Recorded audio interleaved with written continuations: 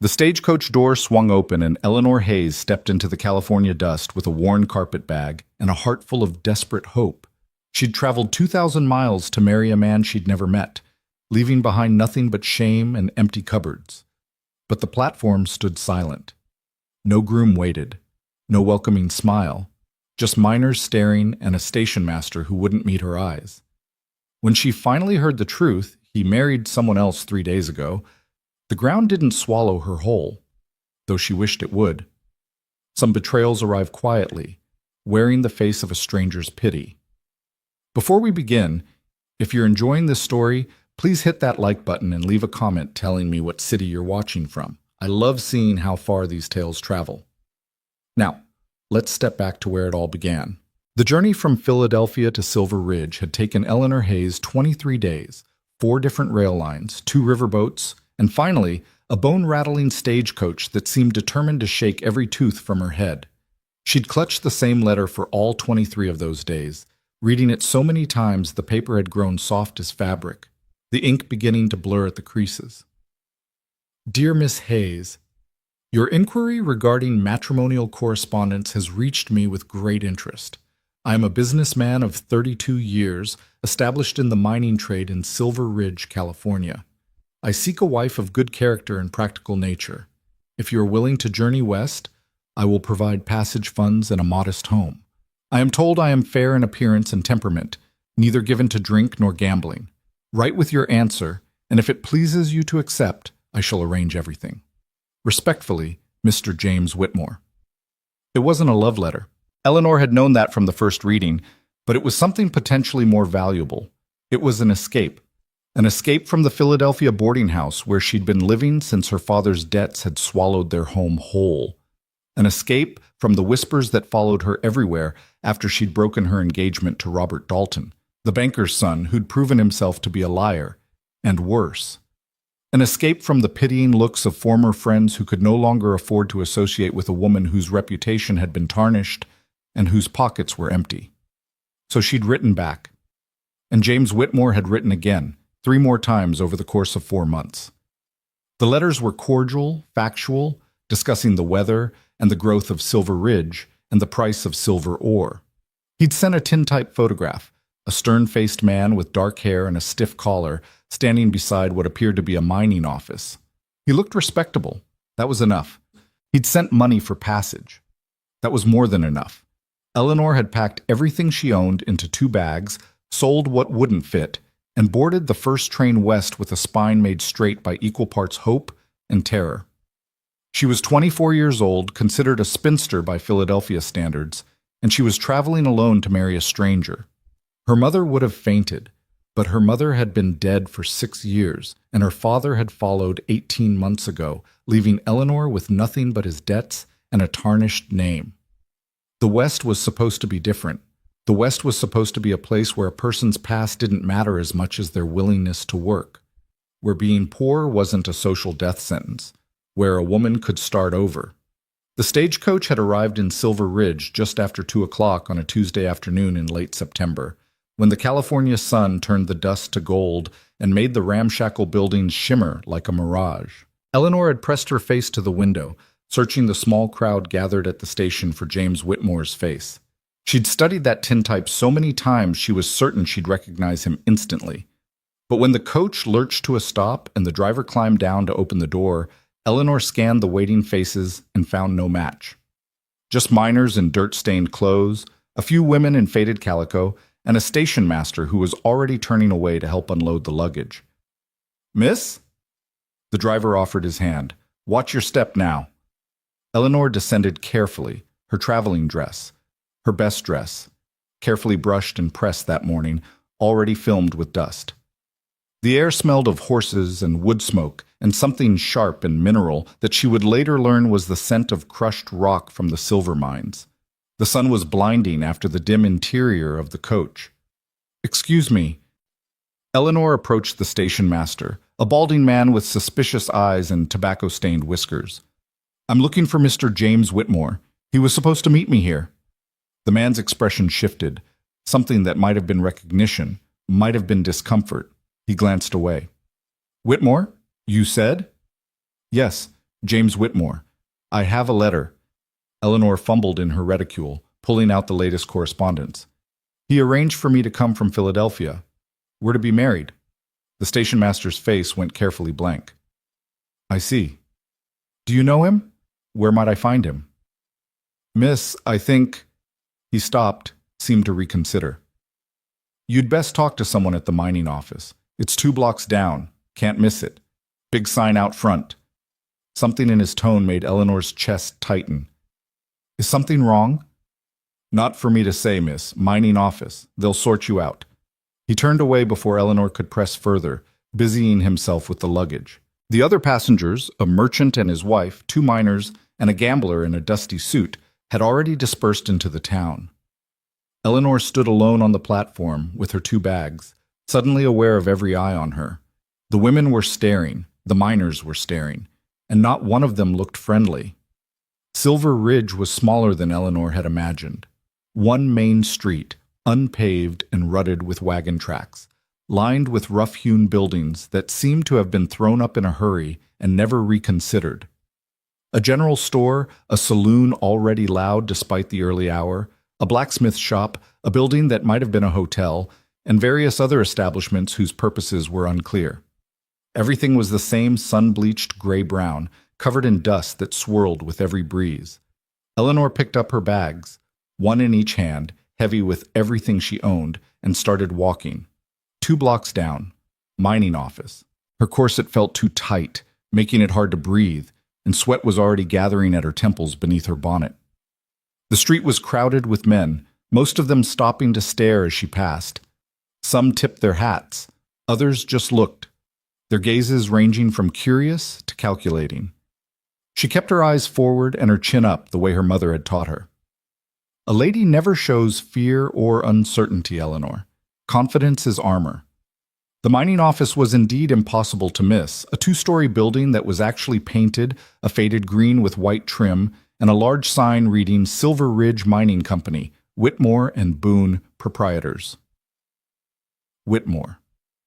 That was James's name. Relief flooded through Eleanor, loosening the knot in her chest. At least she'd found the right place. She climbed the steps to the porch, set down her bags, and opened the door. The interior was dim after the brilliant sunshine, and Eleanor paused in the doorway, blinking. A small front office with a desk, filing cabinets, a map of mining claims on one wall. And behind the desk, a woman looked up with startled eyes. Can I help you? She was perhaps 30, with dark hair pulled back severely and a dress that had been mended more than once. Pretty, despite the hard line of her mouth. I'm here to see Mr. James Whitmore, Eleanor said, trying to sound more confident than she felt. I'm Eleanor Hayes. He's expecting me. The woman's expression changed instantly, surprise melting into something that looked almost like pity. She stood quickly, smoothing her skirts. Miss Hayes, you'd better come in. Please, sit down. I don't need to sit. I just need to know where I can find Mr. Whitmore. Please, the woman insisted, gesturing to a chair. Sit. The knot in Eleanor's chest returned, tighter than before. She moved slowly to the chair but didn't sit. What's wrong? Has something happened to him? Not exactly. The woman twisted her hands together, clearly struggling with what to say. I'm Clara Boone. My brother Reed and Mr. Whitmore are business partners. Miss Hayes, I don't know how to... Did you come from back east? Philadelphia. Mr. Whitmore arranged for me to come. We're engaged to be married. The wedding was supposed to be this week. Eleanor heard her own voice rising and forced it back down. Please just tell me what's wrong. Clara Boone closed her eyes briefly, as if gathering courage. When she opened them again, they were full of genuine distress. Miss Hayes, I'm so very sorry. James Whitmore got married 4 days ago. To Sarah Cunningham, the banker's daughter. I believe there's been a terrible mistake. The words didn't make sense at first. Eleanor heard them individually. Married, 4 days, mistake, but they wouldn't arrange themselves into meaning. I don't understand. We had an agreement. He sent money for my passage. I have his letters. I know. I believe you. But he...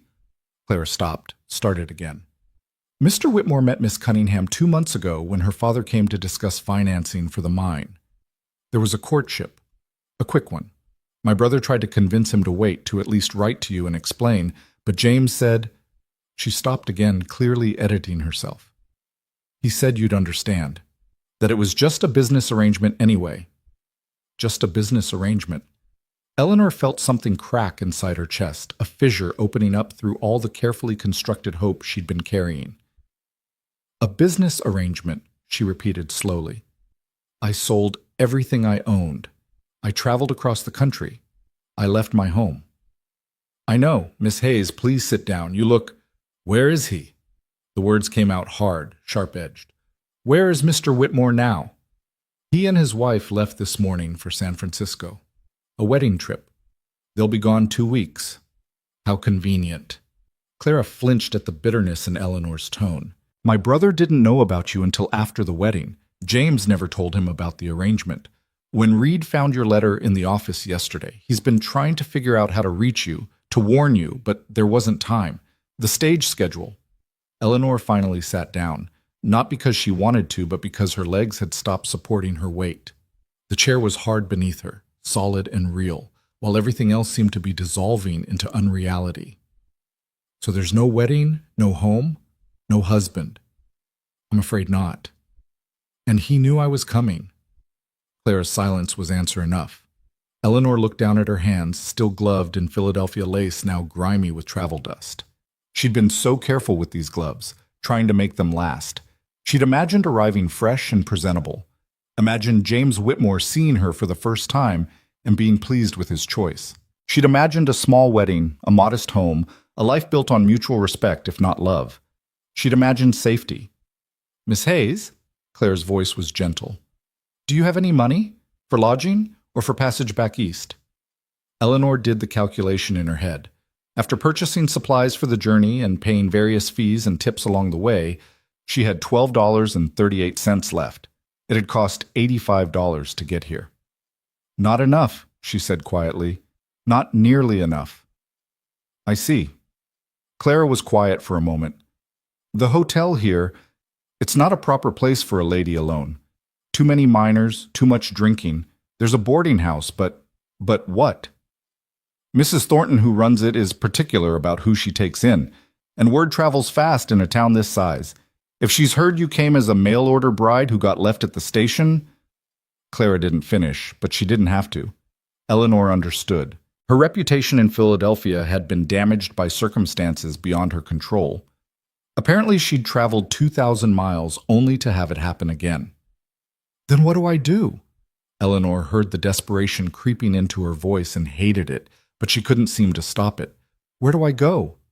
"Let me talk to my brother. Reed. He's a good man. He'll help figure something out." Clara moved toward the door. "Please wait here. I'll be right back." She disappeared through a door at the back of the office, and Eleanor heard low voices, Clara's urgent explanation, a man's deeper tones responding.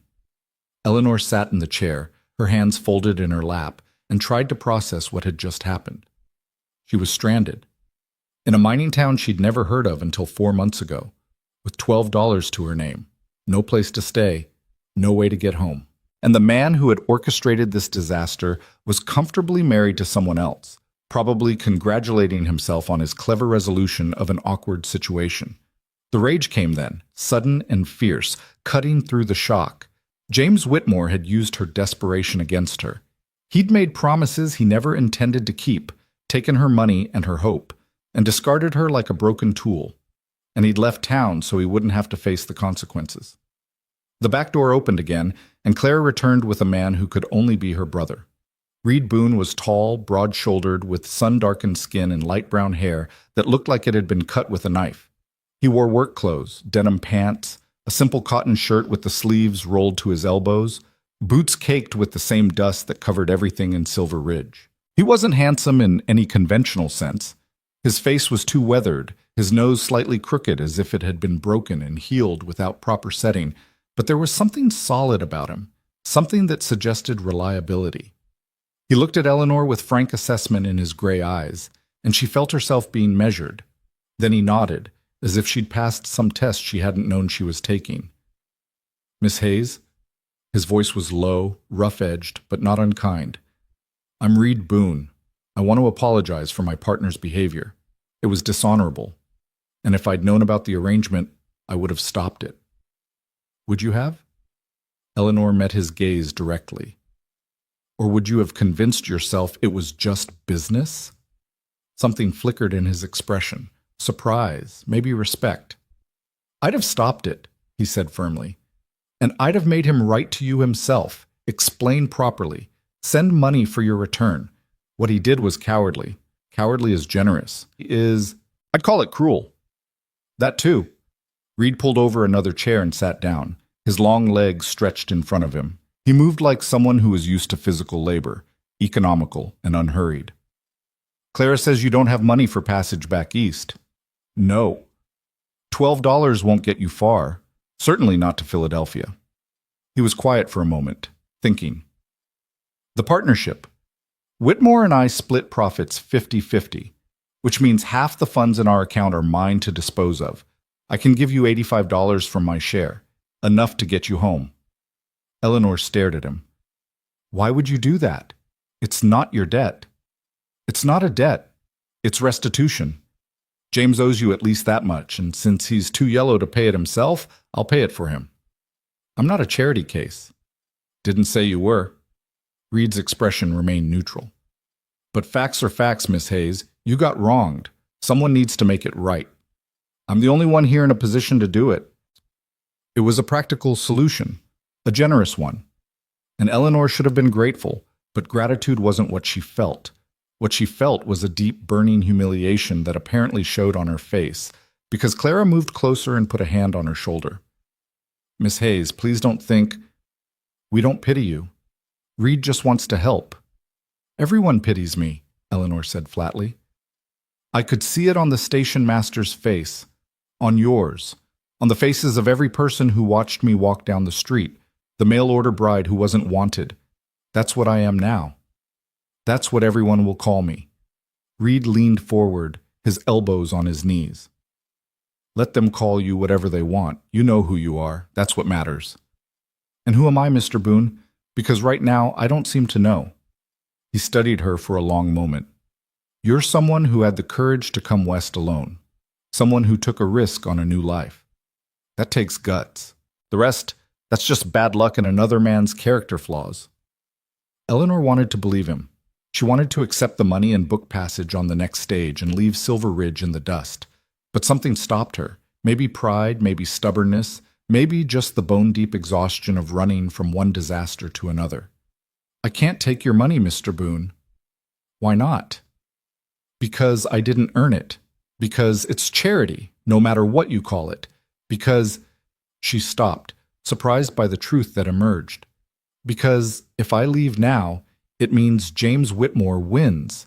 He gets to go on with his life, marry his banker's daughter, and forget I exist. While I slink back to Philadelphia with my tail between my legs, another failure added to my list. Reed's expression shifted, something like approval warming his eyes. So what do you want to do? I want to stay. I want to work. I want to earn the money for passage myself. Eleanor straightened in her chair, feeling the steel returning to her spine. Is there work available? Honest work? Clara and Reed exchanged a glance. It was Clara who spoke. I run an eating house on the edge of town. Nothing fancy. I serve meals to miners, mostly. Breakfast and supper. It's hard work, long hours, and the pay isn't much. But I could use help. My last girl left to get married last month, and I've been managing alone. What does it pay? $2 a week, plus meals and a place to sleep. There's a small room off the kitchen. It's clean, but not much else. Eleanor did the calculation quickly. At $2 a week, it would take her more than 10 months to earn enough for passage home. 10 months in Silver Ridge, serving meals to miners, living in a room off a kitchen.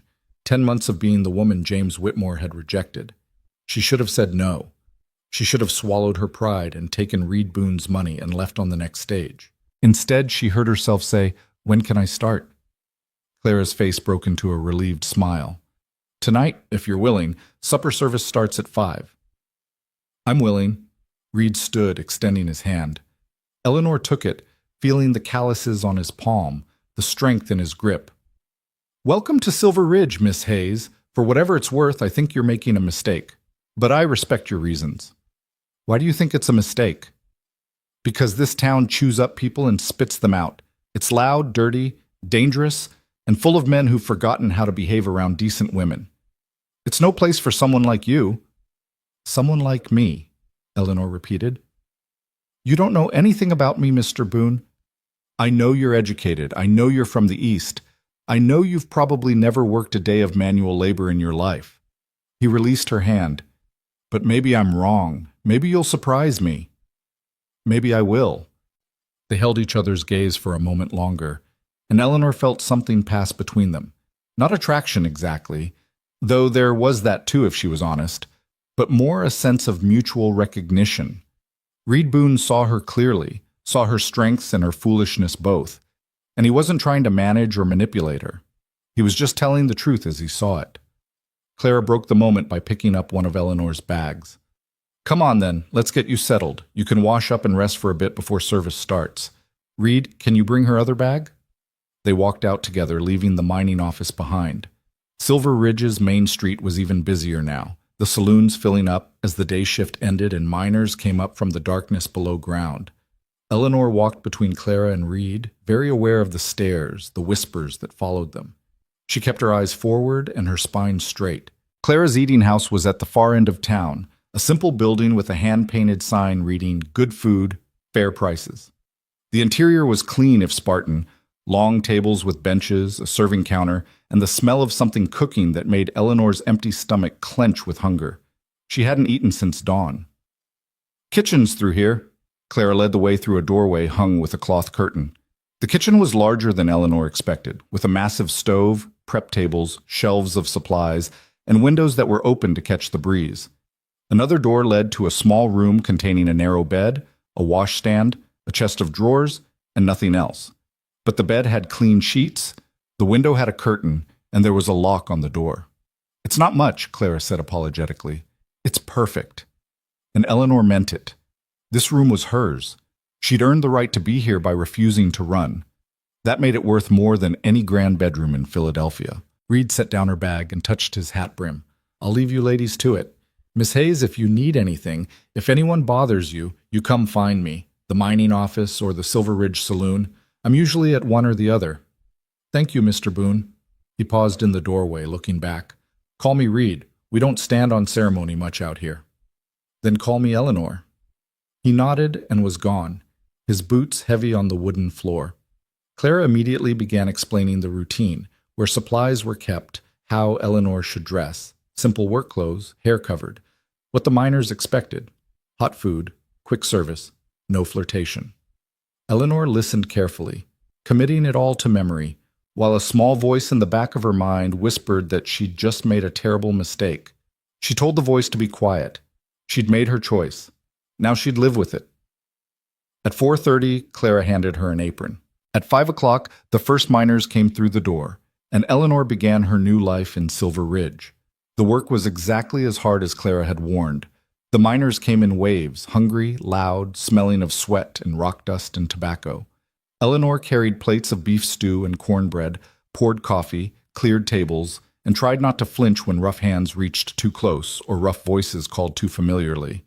Some of the men were respectful, tipping their hats and saying, "Thank you, miss."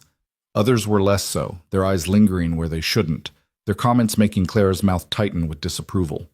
By 8 o'clock, when the last miner finally left and Clara locked the door, Eleanor's feet were screaming, her back ached, and she had burns on both forearms from brushing against hot pots. Her dress was soaked with sweat despite the cool evening air, and her hair had escaped its pins entirely. Clara looked at her with concern. "First day's always the worst. You should rest." "I need to help clean up." "I've got it. Go on now." Eleanor was too exhausted to argue. She stumbled to her small room, barely managing to remove her boots before collapsing onto the bed. She should wash. She should unpack. She should write to... But there was no one to write to. No one in Philadelphia who would care that she was here, that she'd been abandoned, that she was working as a serving girl in a mining town. She was completely alone. The tears came then, hot and bitter, soaking into the pillow that smelled like lye soap and sun. Eleanor cried for the future she'd lost, for the humiliation she'd endured, for the exhaustion in her bones, and the fear in her heart.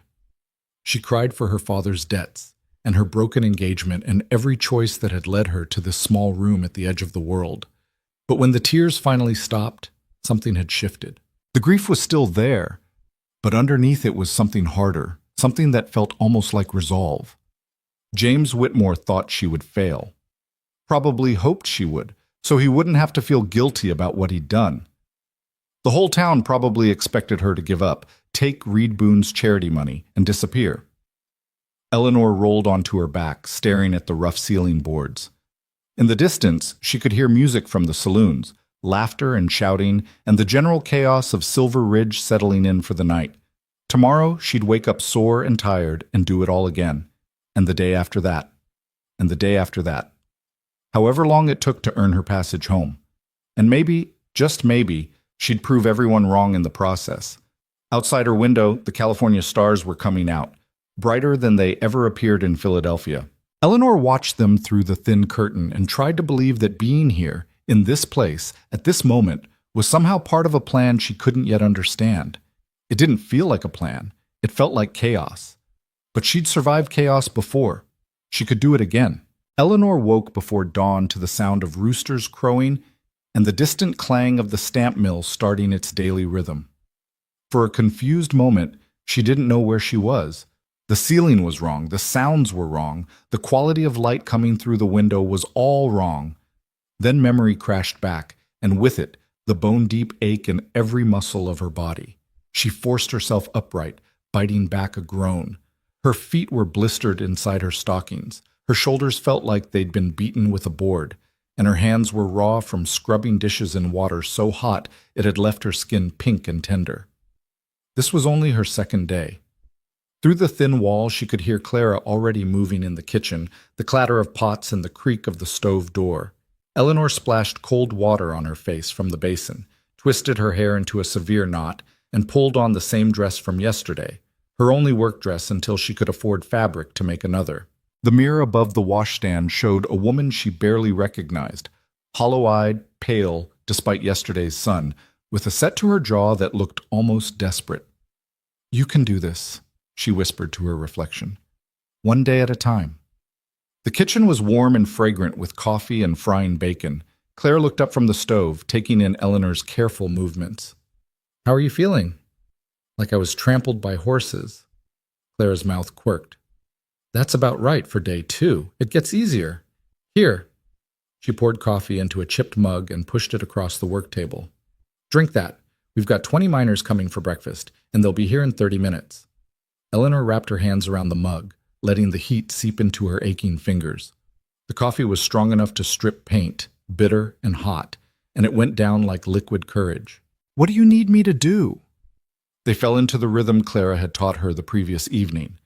Eleanor slicing bread while Clara cooked eggs and bacon, setting out plates and cutlery, filling water pitchers. The work was methodical, almost meditative, and Eleanor found herself settling into it despite her exhaustion. There was something satisfying about completing tasks, seeing the tables transform from empty wood to settings ready for hungry men. The miners began arriving just after 6, stamping in with their lunch pails and tired faces, most of them heading underground for the morning shift. They were quieter at breakfast than they'd been at supper, focused on eating quickly and getting to work. Eleanor moved between tables, pouring coffee and clearing plates, and gradually became aware that some of them were watching her with an odd mixture of curiosity and something that might have been respect. One older man with a grizzled beard finally spoke as she refilled his cup. "You're the one came out to marry Whitmore, ain't you?"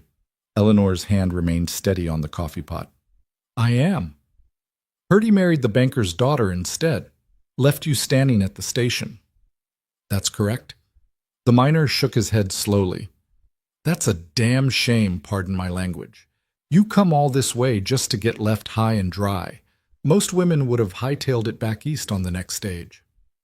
"I'm not most women." Something that might have been approval crossed his weathered face. "I can see that. Name's Thomas Grant. Been mining these hills 20 years. You need anything, miss? What's your name?" "Eleanor Hayes." "Miss Hayes, you need anything? You let old Tom know. Any man gives you trouble, I'll have words with him." "Thank you, Mr. Grant." He nodded and returned to his breakfast, but Eleanor felt the shift in the room. Other miners were nodding too, a silent acknowledgement passing between them. She'd been tested somehow, and apparently passed. The knowledge warmed her almost as much as the coffee. By 8 o'clock, the breakfast crowd had cleared out, leaving Eleanor and Clara to tackle the mountain of dishes. They worked side by side at the big sink, Clara washing while Eleanor dried, and for a while neither spoke. Then Clara said quietly, "They're talking about you." I noticed. Not bad talk, respectful talk mostly. They think you've got sand staying here instead of running home. Sand. Eleanor tested the word. Is that good? In a mining town, it's the highest compliment. Clara handed her a dripping plate. But Eleanor, I need to tell you something about Reed. Eleanor's hand stilled on the dish towel. What about him? He and James, they've been partners for 3 years. Good partners, generally. They're not friends exactly, but they work well together. James handles the business side, the finances, and the investors. Reed handles the actual mining, the equipment, and the men. It's a good arrangement. Clara paused, choosing her words carefully. But Reed's been furious since he found out what James did. They had words yesterday before James left for San Francisco. Bad words. I don't want to cause problems between business partners. You're not causing anything. James caused this. But I wanted you to know Reed's the kind of man who takes responsibility seriously. He feels like he should have known what James was planning, should have stopped it somehow. He's going to try to help you, whether you want him to or not. I don't need help. I know, but he doesn't see it that way. Clara's expression was troubled. Just be patient with him.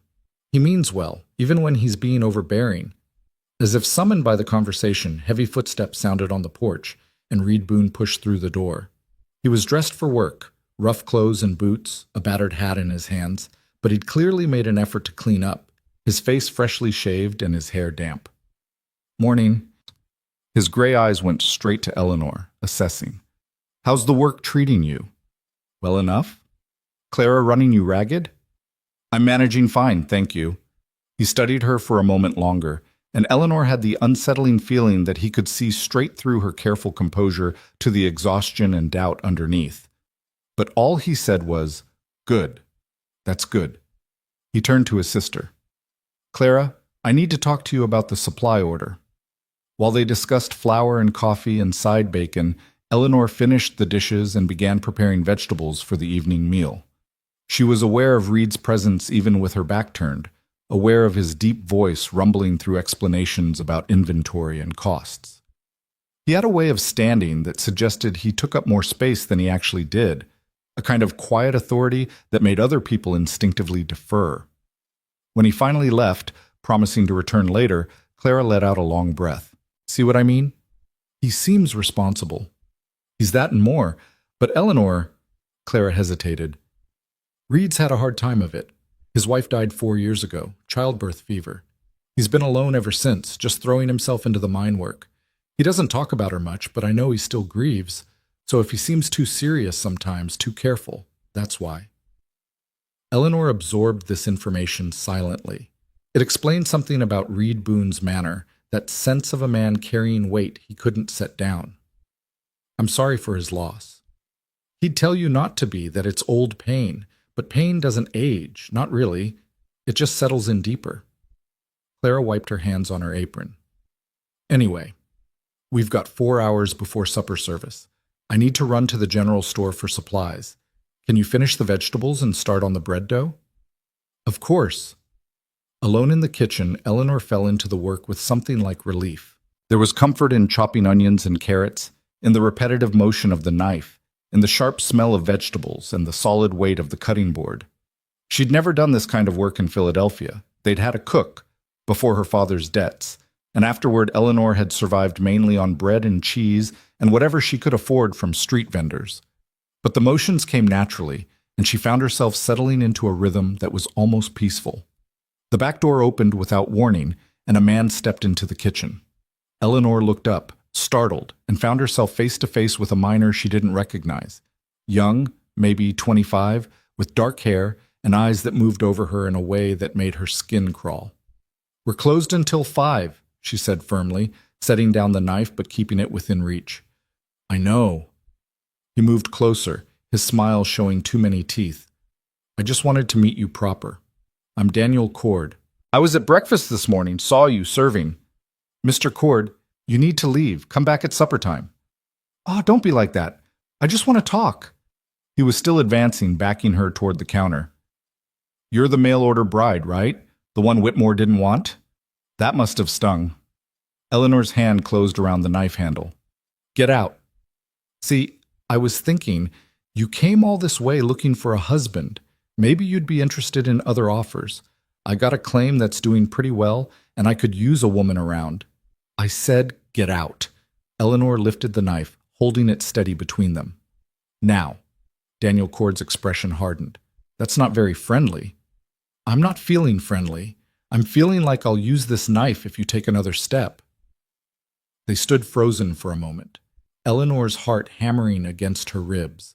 She'd never threatened anyone with a weapon before, never even held a knife like this. But desperation made her hand steady. Daniel Cord seemed to be calculating his chances when the back door banged open again, and Reed Boone filled the doorway. He took in the scene instantly. Eleanor backed against the counter, knife raised, Cord standing too close. His expression went dark and dangerous in a way Eleanor hadn't seen before. Get out, Cord. Reed's voice was quiet, but something in it made the younger man step back immediately. And don't come back. I wasn't doing nothing, just talking. You were threatening her. I saw it through the window. Reed moved into the kitchen, and somehow he made it seem smaller just by being there. You've got 3 seconds to get out that door. After that, I stopped being polite. Daniel Cord looked between them, clearly weighing his options. Whatever he saw in Reed's face made the decision for him. He backed toward the door, hands raised. Fine. But you should know, Boone. Word around town is she's fair game. Mail-order bride who got left at the station? That's not exactly a respectable woman. Reed crossed the distance between them so fast Eleanor barely saw him move. He grabbed Cord by the shirt front and shoved him hard against the doorframe. You listen carefully. Miss Hayes is under my protection. That means she's off limits. You spread that word around town real clear. Anyone who bothers her, threatens her, or even looks at her wrong, they answer to me. Understand? Cord nodded jerkily, his face pale. Reed released him with a shove that sent him stumbling out onto the back steps. Get out of my sight. They watched Cord retreat across the yard and disappear around the building. Eleanor slowly lowered the knife, her hand shaking now that the danger had passed. She set it carefully on the counter and pressed her palms flat against the wood, trying to steady herself. You all right? Reed's voice was gentle now, all the menace gone. Yes, I'm fine. Eleanor. He moved closer but didn't touch her. Look at me. She did, and was surprised to find concern rather than pity in his eyes. You handled that well, he said. Standing your ground, having a weapon ready, that was smart. I was terrified. Fear and smart aren't opposites. You can be scared and still do what needs doing. He glanced at the knife. You know how to use that? To cut vegetables, yes. To defend myself? Eleanor shook her head. I wouldn't even know how. Reed was quiet for a moment, thinking. Then he picked up the knife, testing its weight. This is good steel. Sharp. That's important. But holding it like you were, handle way out, blade pointing straight. That's a good way to get it taken from you. I don't understand. Here. He moved behind her, close enough that she could feel the warmth of him. May I? Eleanor nodded, and Reed carefully positioned her hand on the knife, adjusting her grip. Hold it like this, firm but not tight, blade angled up. If someone grabs for it, you don't pull back. You push forward and slash across. Aim for the arm, the face, anywhere that'll make them let go.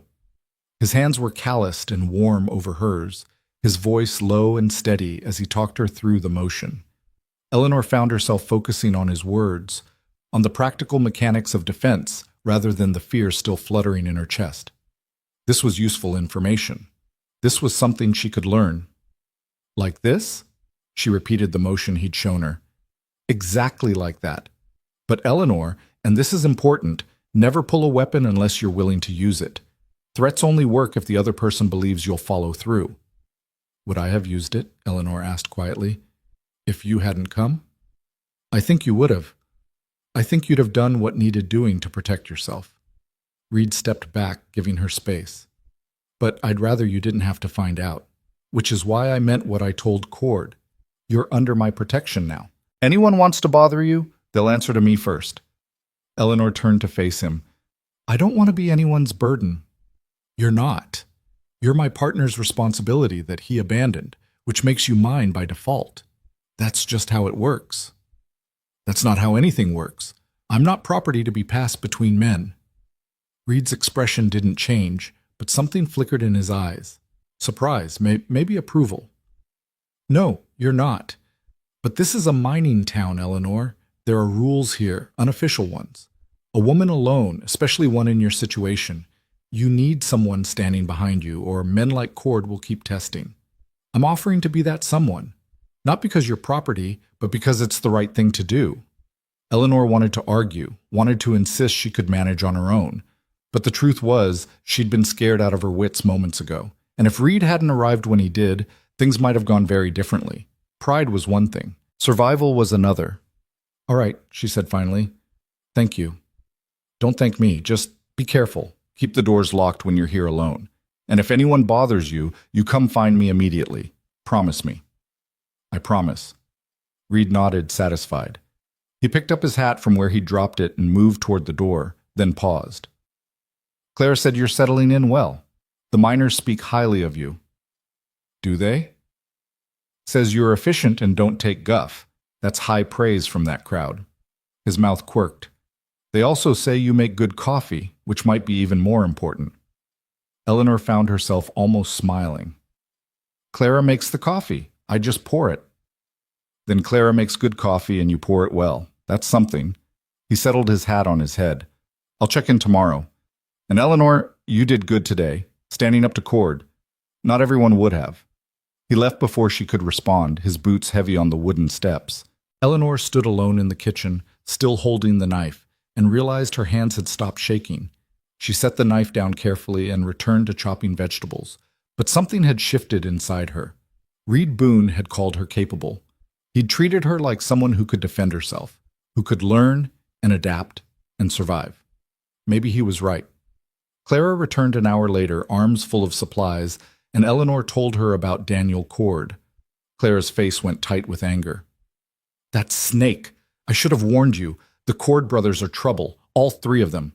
Reed ran them off the claim last year for stealing equipment. Daniel's the worst of the lot. Reed handled it. Of course he did. Clara began unpacking flour and sugar. Word'll spread now. Reed made his position clear, and that'll stop most of the nonsense. Though there's always a few fools who think rules don't apply to them. They worked through the afternoon, preparing for supper service. Eleanor's body had settled into the rhythm of the work, the ache in her muscles becoming something she could push through rather than something that stopped her. She was learning the weight of cast iron pots, the heat patterns of the stove, the way to carry multiple plates without dropping them. Small skills, practical skills, but they made her feel competent in a way she hadn't felt in years. The supper crowd was larger than the night before. Word had spread that Clara had help now, which meant faster service and hotter food. Eleanor moved through the dining room with careful efficiency, balancing plates and pitchers, keeping her expression pleasant but distant. Some of the miners tried to engage her in conversation, asking where she was from, how she liked Silver Ridge, would she be staying long. She answered politely, but briefly, never lingering at any table. Reed appeared halfway through service, taking a seat at the corner table where he could see the whole room. He didn't order food, just coffee, but his presence changed the atmosphere immediately. Men who'd been getting too loud quieted down. The one miner who'd tried to grab Eleanor's wrist as she passed suddenly developed better manners. It should have annoyed her, this obvious protection, but mostly she just felt grateful. When the last customer finally left and Clara locked the door, Eleanor's feet were screaming again, and her back felt like it might never straighten. But she'd made it through another day. That was something. You're getting faster, Clara observed as they tackled the dishes. And you didn't drop anything tonight. I dropped a fork. That doesn't count. I meant plates. Clara handed her a dripping pot. Eleanor, I have to ask, how long are you planning to stay? Just so I know whether to count on you. Eleanor considered the question. I need $85 to get back to Philadelphia. At $2 a week, plus whatever tips the miners leave. The tips had been modest, just a few coins, but they added up. Maybe 8 or 9 months, unless I can find additional work. Clara was quiet for a moment. That's a long time to plan your whole life around leaving. What else am I supposed to do? This isn't my home. It could be, if you wanted it to be. Eleanor shook her head. I came here for a specific purpose. That purpose doesn't exist anymore. Once I've earned enough to leave with my dignity intact, I will. And what's waiting for you in Philadelphia? The question hit harder than Clara probably intended. Eleanor's hands stilled in the dishwater. What was waiting for her? Her father's creditors who might still try to collect from her. Her former friends who'd made it clear they wanted nothing to do with a woman whose reputation was tarnished. A city that held nothing but failed promises and bitter memories. Family? Clara pressed gently. Friends? A position? No. The word came out flat. Nothing's waiting for me. But at least it's familiar nothing. At least I know how to navigate it. Or you could learn to navigate something new. Clara dried her hands and turned to face Eleanor directly. I'm not trying to pressure you, but I see how hard you're working, how you're not backing down from anything. That's not someone just marking time until they can leave. That's someone who might be finding out they're stronger than they thought. Eleanor wanted to argue, but exhaustion made her honest. I don't know what I'm doing, Clara. I thought I did when I got on that train in Philadelphia. I thought I had a plan, a future, something solid. Now I'm sleeping in a room the size of a closet and serving miners, and my hands are raw, and I'm so tired I could cry. If this is strength, it doesn't feel like it. Strength rarely does in the moment. Usually it just feels like stubbornness and desperation. Claire's smile was sad and knowing. But you're still here. That counts for something. They finished the dishes in silence, and Eleanor retreated to her small room. She sat on the edge of the bed, too tired to undress properly, and stared at her hands. They were red and chapped, with small burns and cuts she didn't remember getting. These were working hands now, not a lady's hands. In Philadelphia, she would have been horrified. Here, they just seemed practical. A soft knock interrupted her thoughts. Clara's voice came through the door. Eleanor? Reed's still here. He wants to talk to you for a minute. Eleanor considered refusing. She was exhausted and didn't have the energy for whatever protective lecture Reed was planning. But curiosity won out. She opened the door to find Reed standing in the kitchen, hat in hands again, looking uncomfortable. I won't keep you long, he said. I know you're tired, but I wanted to...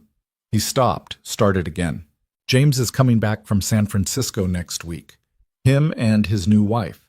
I thought you should know, so it's not a surprise when you see them. Eleanor's stomach dropped. She'd known James Whitmore would return eventually, but somehow she hadn't let herself think about it. I see. If you want to leave before then, I'll give you the money. No strings, no debt, just so you don't have to face him. That's kind of you. Eleanor leaned against the doorframe, too tired to stand upright. But no, I'm staying. Eleanor, I'm staying, Reed. I'm not running away from James Whitmore. He's the one who should be ashamed, not me. Reed studied her for a long moment. You're right. He should be. But men like James, they don't do shame well. He'll try to justify what he did, make it seem reasonable somehow. It's going to be hard to watch. Then don't watch. But I'm staying. Stubborn. You say that like it's a bad thing. His mouth quirked. In this case, maybe it's not. But Eleanor, when James comes back, there's going to be talk. People are going to watch you, see how you react. Some will be hoping for drama, others will be hoping you fall apart. Don't give them the satisfaction. I don't plan to. Good. Reed turned his hat in his hands, clearly wanting to say something else. Finally, he just nodded. Get some rest. Tomorrow's another long day. He left, and Eleanor locked the door behind him. Through the thin walls, she could hear Clara moving around, banking the stove, checking windows. Normal sounds of a household settling for the night. Somewhere in the distance, the stamp mill kept its steady rhythm, crushing ore day and night, never stopping. The sound had annoyed Eleanor at first, but now she found it almost comforting. evidence that the world kept turning whether she was ready or not. She undressed slowly, washed her face and hands in cold water, and lay down on the narrow bed. Sleep should have come immediately, but instead she found herself staring at the ceiling, thinking about James Whitmore returning with his new bride. How would she react when she saw him? Would she be able to maintain her composure, or would she break down in front of the entire town? The old Eleanor, Philadelphia Eleanor, would have hidden, would have avoided any chance of confrontation. But she wasn't that Eleanor anymore. That version had died somewhere between the train station and this small room, dissolved in dishwater and hard work and the simple act of refusing to quit. This Eleanor, Silver Ridge Eleanor, would hold her head up and look James Whitmore straight in the eye. This Eleanor wasn't afraid of being seen as the woman who'd been rejected, because she knew now that the rejection said more about him than it did about her. Reed had been right about one thing. She was stubborn. But maybe stubbornness was just another name for survival. She was almost asleep when another sound cut through the night, shouting, breaking glass, the unmistakable sound of a fight starting at one of the saloons. Eleanor sat up, listening, but the noise didn't come closer. Eventually it faded, and she lay back down. This was Silver Ridge. This was her life now, at least for the next 8 or 9 months. She could survive it. She'd survived everything else. The thought should have been depressing, but somehow it wasn't. Somehow, lying in her small room listening to the stamp mill and the distant chaos of a mining town, Eleanor felt something she hadn't felt in years: possibility. She didn't know what that possibility might lead to, but for the first time since stepping off the stagecoach, she was curious enough to find out. The days took on a rhythm that Eleanor came to know by heart. Wake before dawn, help Clara prepare breakfast, serve the morning shift, clean and prep for supper, serve the evening crowd, collapse into bed with aching muscles and raw hands. A week passed, then 2, and somewhere in the repetition, Eleanor stopped counting days and started simply living them. The miners grew accustomed to her presence, and she to theirs. She learned their names, their habits, which ones liked their coffee strong enough to stand a spoon in, and which ones had a sweet tooth that made them linger over Clara's dried apple pie. Thomas Grant, the grizzled miner who'd been the first to speak to her kindly, appointed himself her unofficial guardian, glaring at any man who got too familiar. Others followed his lead, and gradually Eleanor found herself protected by an unlikely circle of rough men who decided she was worth defending. Reed came by every evening, usually during supper service, taking his corner table and nursing a single cup of coffee, while his gray eyes tracked every movement in the room. His presence was both reassuring and unsettling. Eleanor caught herself watching for him, listening for his footsteps on the porch, and she didn't know what that meant. He was just being protective, she told herself. It didn't mean anything more than that. On the 15th day, Eleanor had started marking them on a scrap of paper hidden in her drawer. Clara mentioned casually over breakfast prep that James Whitmore was due back that afternoon. Eleanor's knife slipped, nearly taking off the tip of her finger. She set it down carefully and pressed her palms flat against the work table. "I see," she managed. Clara glanced at her with concern. "Are you all right?" "Fine. Just thank you for telling me." But she wasn't fine. All morning, Eleanor's stomach churned with an emotion she couldn't quite name. Not fear exactly, and not even anger anymore, though that was still there underneath. It was more like the feeling of waiting for a storm to break, knowing it was coming, but not knowing how hard it would hit. The breakfast service was a blur. Eleanor moved mechanically, pouring coffee and clearing plates without really seeing them. When Thomas Grant asked if she was feeling poorly, she forced a smile and said she was just tired. He didn't look convinced, but he let it pass. By noon, the dining room was empty and cleaned, and Eleanor found herself with nothing to do but think. She retreated to her small room and sat on the edge of the bed, trying to prepare herself for the inevitable encounter. What would she say when she saw James Whitmore? What would he say to her? Would he apologize? Justify? Ignore her completely? A knock on her door made her jump. Clara's voice came through. "Eleanor, Reed's here. He wants to talk to you." Eleanor opened the door to find Reed standing in the kitchen, looking even more uncomfortable than usual. His hat was turning in his hands again, a nervous gesture she'd come to recognize. "James is back," he said without preamble. "Got in about an hour ago.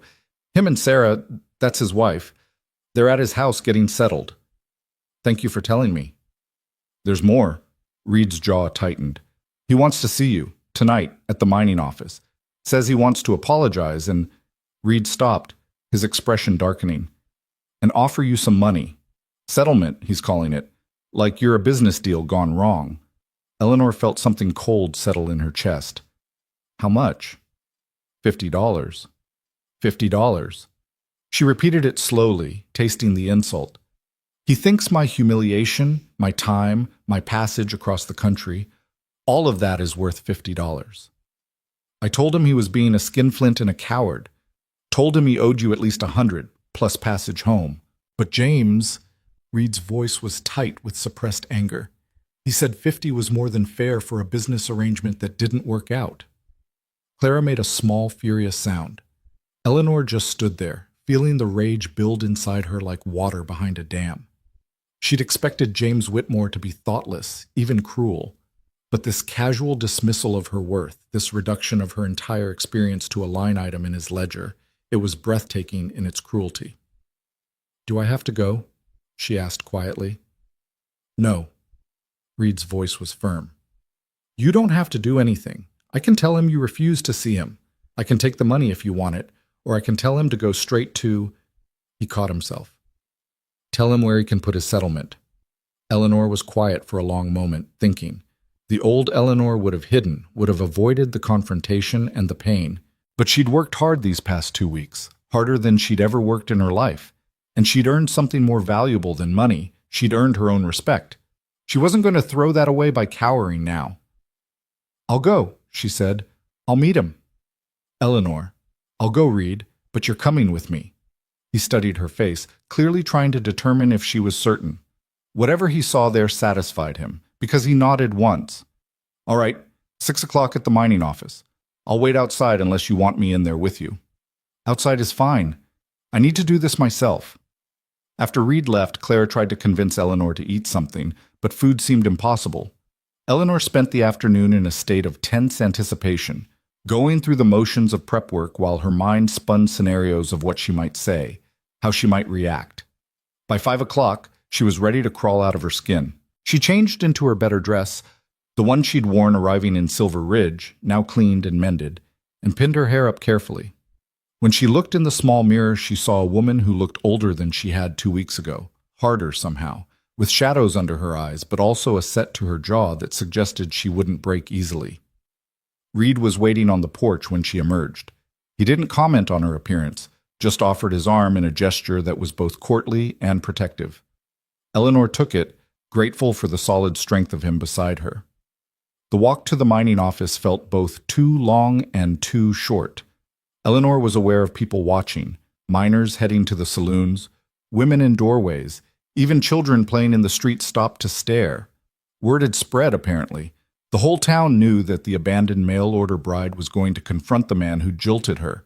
They were probably hoping for a scene. She wouldn't give them one. The mining office looked the same as it had 2 weeks ago, the same faded green paint, the same sign declaring Whitmore and Boone proprietors. But everything else had changed.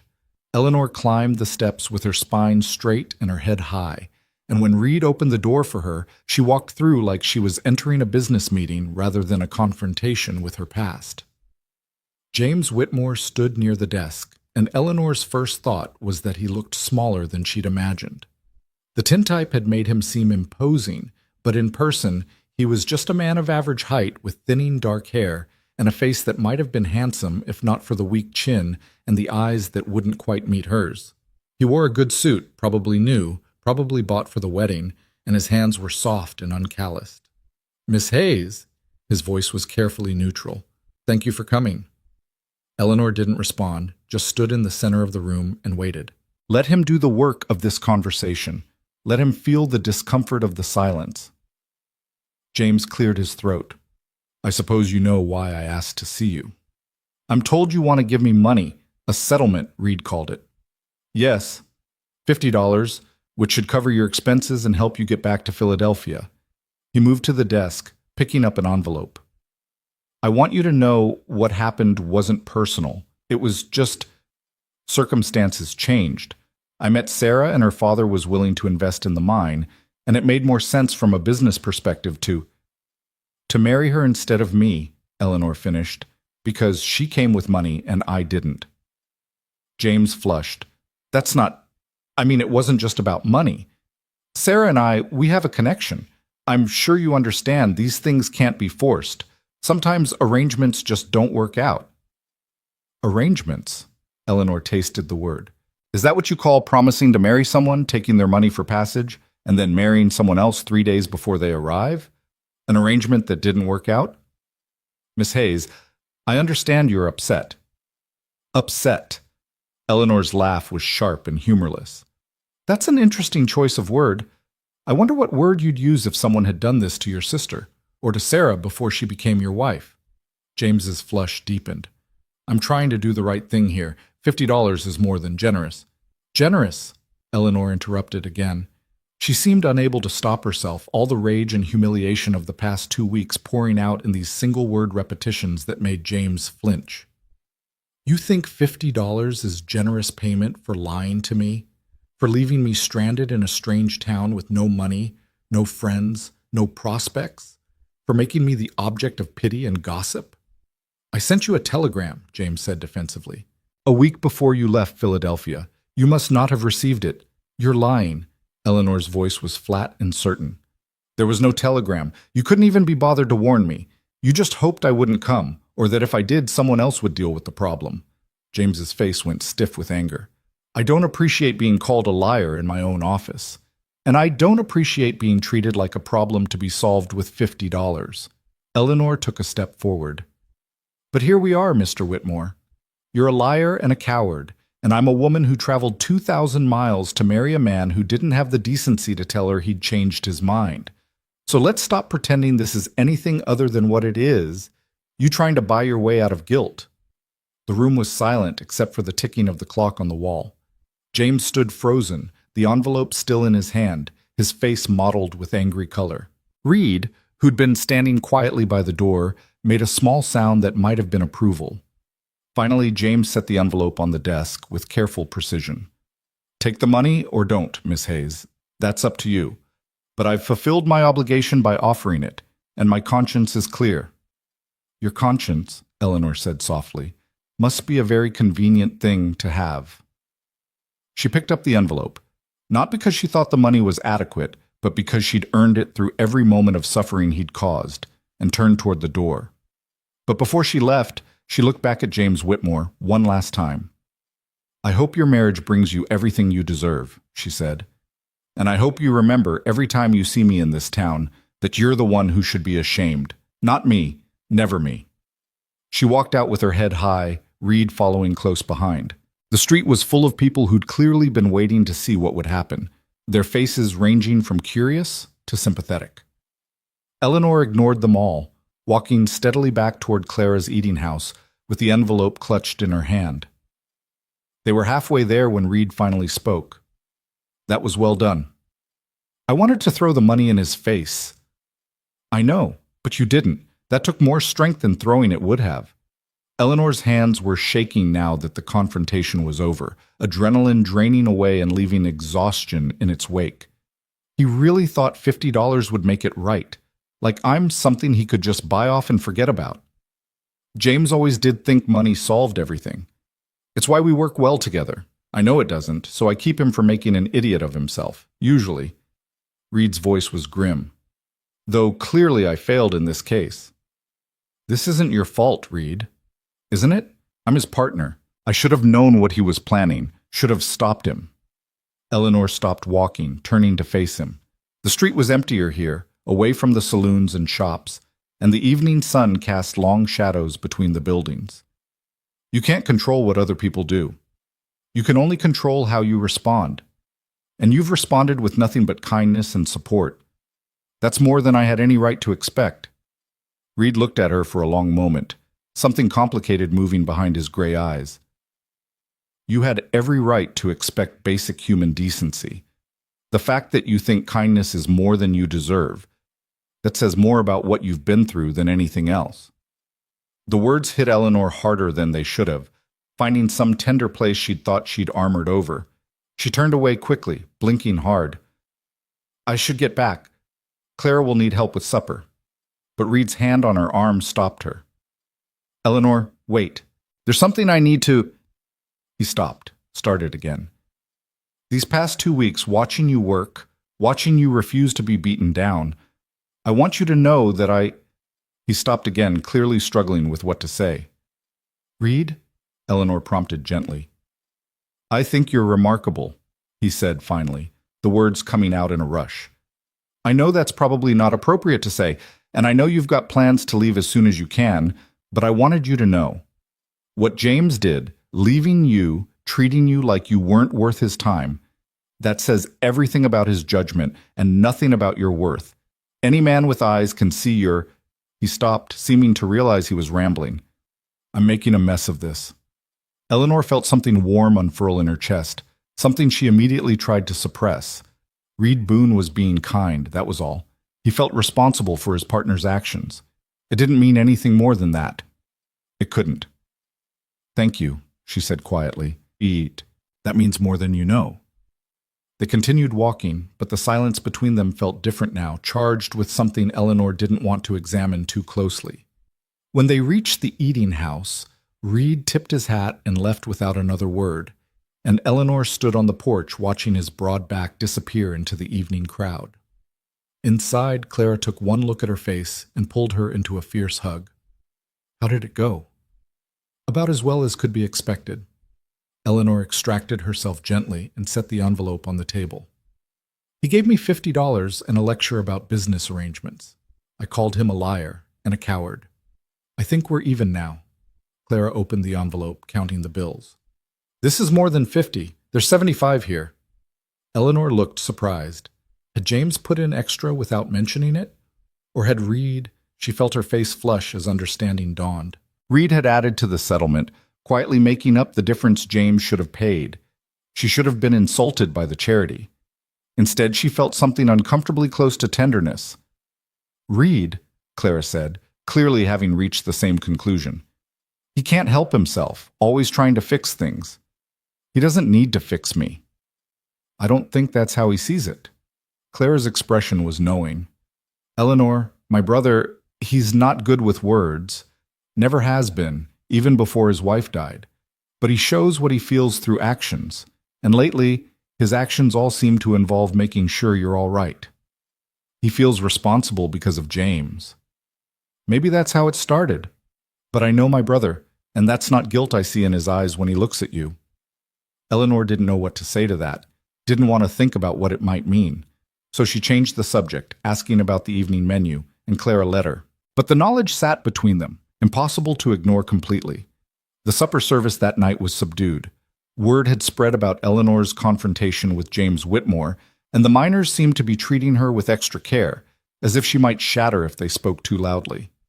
It should have been comforting, but mostly it just reminded Eleanor that everyone in town knew her business, knew she'd been rejected and humiliated. Reed didn't come. His corner table stayed empty, and Eleanor found herself looking for him more than she wanted to admit. Maybe he was avoiding her after his awkward confession. Maybe he regretted saying she was remarkable. Maybe... At 8:30, just as Eleanor was clearing the last tables, the door burst open and a young miner stumbled in, wild-eyed and gasping. Miss Clara! There's been a collapse! East tunnel of the Silver Ridge mine! Men are trapped! Clara dropped the plate she was holding. How many? Don't know yet. 6, maybe more. They're calling for all hands to help dig. Eleanor felt ice flood her veins. What about Reed? Reed Boone, was he down there? The young miner's face told her everything before he spoke. He went down about an hour ago, him and 5 others. They hit a pocket of unstable rock, and the whole thing came down. The world tilted. Eleanor grabbed the edge of the table to steady herself, her mind refusing to process what she'd just heard. Reed was trapped, underground, possibly hurt. Possibly... She couldn't finish the thought. Clara was already moving, untying her apron and grabbing a shawl. Eleanor, lock up here. I need to get to the mine. I'm coming with you. No, you should stay. I'm coming. Eleanor's voice left no room for argument. She didn't understand the fierce urgency driving her, didn't want to examine why the thought of Reed, trapped and hurt, made her chest feel like it was being crushed. She just knew she had to go, had to be there, had to do something. They ran through the darkening streets, joining a stream of people all heading the same direction.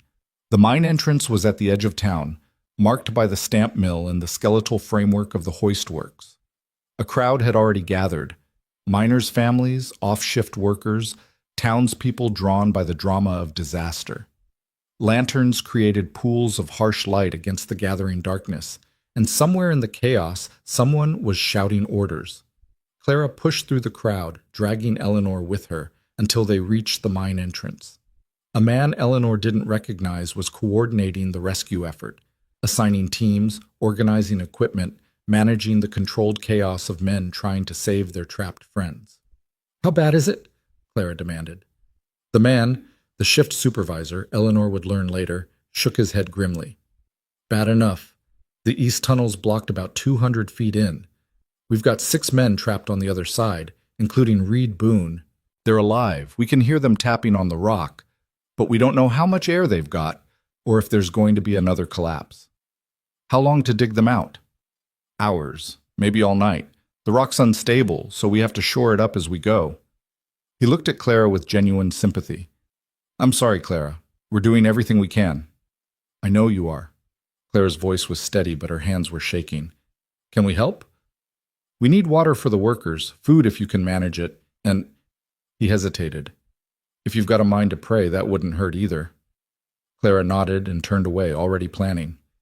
Eleanor followed, her mind strangely detached from her body. This was happening.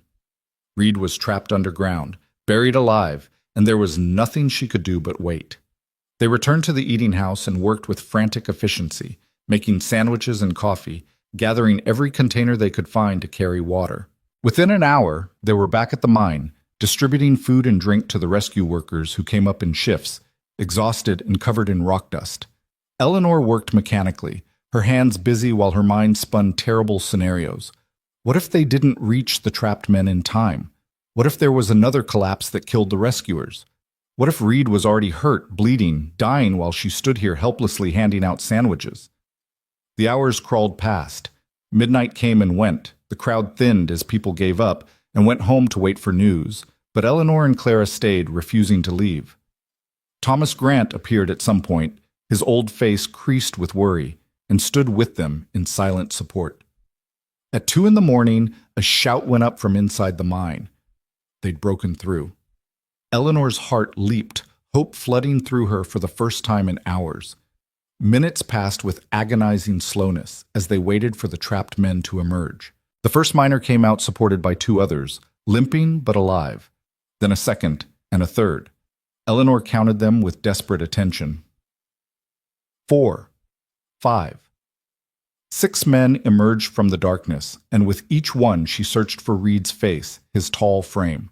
The 6th man was the last of the trapped miners, and Reed wasn't among them. Eleanor felt Clara go rigid beside her. "Where's Reed?" Clara called out. "The supervisor said there were 6 men trapped. Where's my brother?" One of the rescued miners turned to face them, his face ghostly pale beneath the rock dust. "He stayed behind. Found a smaller collapse further in, thought there might be someone else trapped. Told us to go ahead, said he'd follow, but—" The miner's voice broke. "But then we heard another rumble. More rock coming down." "No."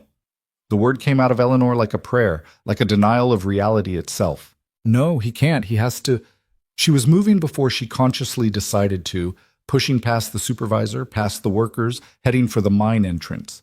Clara grabbed her arm, but Eleanor shook her off. "Eleanor, you can't go down there." "Watch me." Strong hands caught her from behind. Thomas Grant, holding her firm despite her struggles. "Miss Hayes, listen to me. You can't help him by getting yourself killed. Let the professionals handle this." "Let me go. I have to. Eleanor realized she was crying, tears cutting tracks through the dust on her face. "He can't die down there. Not because of James, not because he was trying to help someone else. It's not fair." "No, it's not," Thomas said gently. "But that's Reed Boone for you, always putting himself last. Now come on, step back. Let them work." The rescue team was already heading back into the mine, grim-faced men who knew the risks but went anyway. Eleanor stood frozen, held in place by Thomas's hands and Clara's desperate grip on her other arm, and watched them disappear into the darkness. More waiting. More terrible minutes that felt like hours. Eleanor found herself bargaining with forces she didn't believe in. If Reed came out alive, she'd do anything, be anything, give up anything. Just let him be all right. Just let him survive this. It was Clara who said softly, "You care about him." Eleanor couldn't deny it anymore, couldn't hide behind pretense or propriety. "Yes, I don't know when it happened, but yes, I care about him. He cares about you too. Has from the beginning, I think. He just didn't know how to say it. He told me today. Before this. He said I was remarkable." Clara's laugh was choked with tears. "That's Reed. Terrible with words, but when he finally says something, he means it." A commotion at the mine entrance made them both turn. Men were emerging again, moving faster this time, and between them they carried someone on a makeshift stretcher. Eleanor's heart stopped as she recognized Reed's tall frame, his light brown hair dark with blood and dust.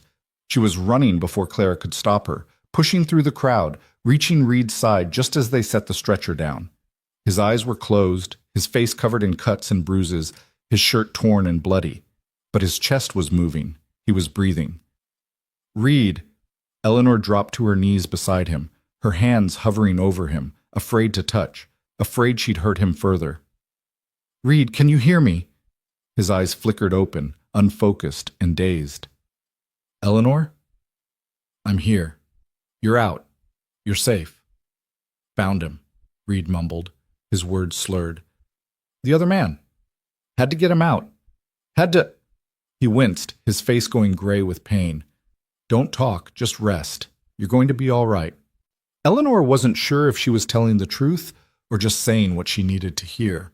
The town doctor arrived, pushing people aside, kneeling to examine Reed with practiced efficiency. "Broken ribs, probably. Head injury, lots of cuts and bruises. But he's alive, which is more than he should be. Let's get him to my office." They lifted Reed carefully, and Eleanor walked beside the stretcher, her hand somehow finding his and holding tight. He squeezed back weakly, and that small gesture broke something inside her. He was alive. Against all odds, he'd survived. That had to mean something. At the doctor's office, they laid Reed on an examination table and the doctor shooed everyone out except Clara. Eleanor stood in the waiting area with Thomas Grant and a handful of other miners, all of them silent and grim-faced. The wait seemed endless, though it was probably only an hour before Clara emerged. "He's going to be fine," she said, and the relief in her voice made several miners visibly sag. 3 broken ribs, a concussion, a dislocated shoulder that the doctor popped back in, and more cuts and bruises than you can count. But he'll heal. Doc says he was lucky. "Lucky," Eleanor repeated, thinking about the terrible hours of not knowing, the image of Reed carried out on a stretcher. This was what luck looked like in a mining town, surviving when you probably shouldn't have. "He's asking for you," Clara said, looking directly at Eleanor. "He's supposed to rest, but he won't settle until he talks to you." Eleanor followed Clara into the back room where the doctor had his examination area. Reed lay propped up on pillows, his torso wrapped in bandages, his face cleaned of blood, but showing the full extent of the bruising. He looked terrible. He looked beautiful. He looked alive. "Hey," he said, his voice rough. "Sorry for the scare." Eleanor moved to his bedside, and without thinking about propriety or what it might mean, she took his hand again. "You idiot. You absolute idiot. What were you thinking, going back in there?" "Thought there might be someone else trapped. Turned out I was right. Found Peterson from the night shift. Got him out just before the second collapse." Reed squeezed her hand. "Worth it. It wasn't worth dying for. Wasn't planning on dying." His mouth quirked. Had too many reasons to live. Eleanor felt tears threatening again and blinked them back furiously. "You're never going down in that mine again. I don't care how many people need rescuing. You're done."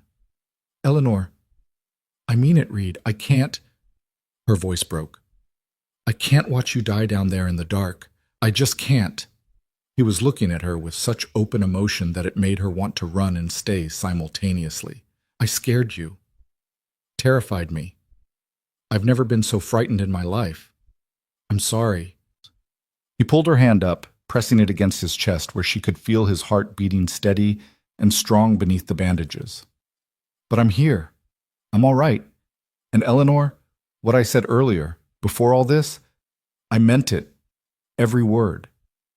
Eleanor looked at this man who'd shown her nothing but kindness, who'd protected her and supported her, and somehow made her feel worthy of protection and support.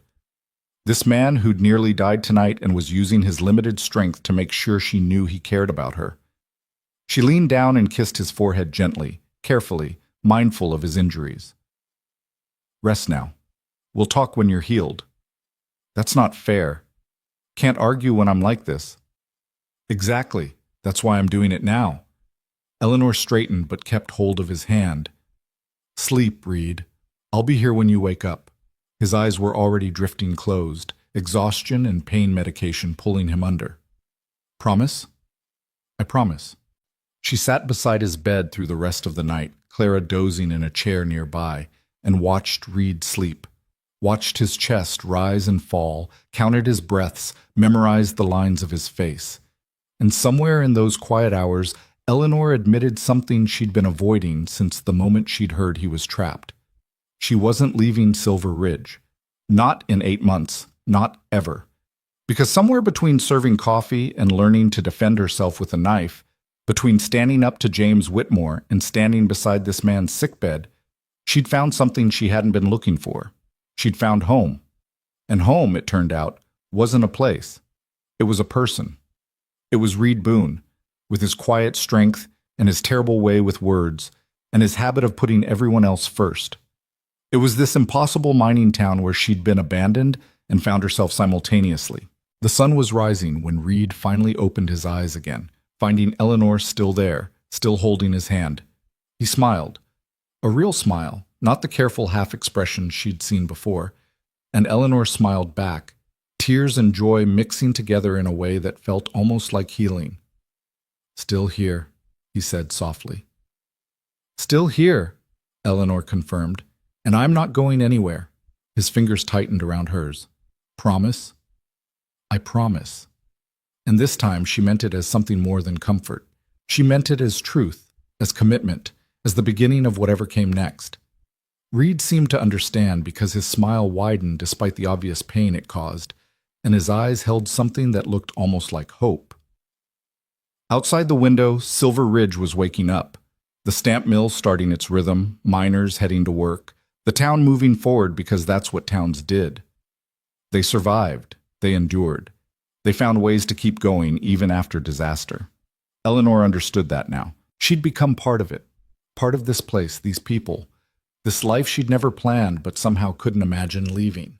The mail-order bride who'd been abandoned had found something better than the future she'd expected. She'd found the future she'd needed all along, even though she hadn't known it until now. Reed's recovery was slow and stubborn, much like the man himself. The doctor insisted he stay off his feet for at least 2 weeks. No work, no heavy lifting, nothing that might aggravate his broken ribs or risk another head injury. Reed lasted 3 days before he tried to sneak down to the mining office, only to be intercepted by Clara, who threatened to tie him to his bed if he didn't stop being foolish. Eleanor watched this battle of wills with a mixture of amusement and exasperation. She'd taken to spending her free hours at Reed's boarding house room, bringing him meals from the eating house, and sitting with him while he pretended he wasn't bored out of his mind. They talked about everything and nothing. Her life in Philadelphia, his years building the mine, Claire's dreams of expanding the eating house. Sometimes they just sat in comfortable silence while Reed dozed and Eleanor mended his shirts, which had been torn beyond repair during the collapse.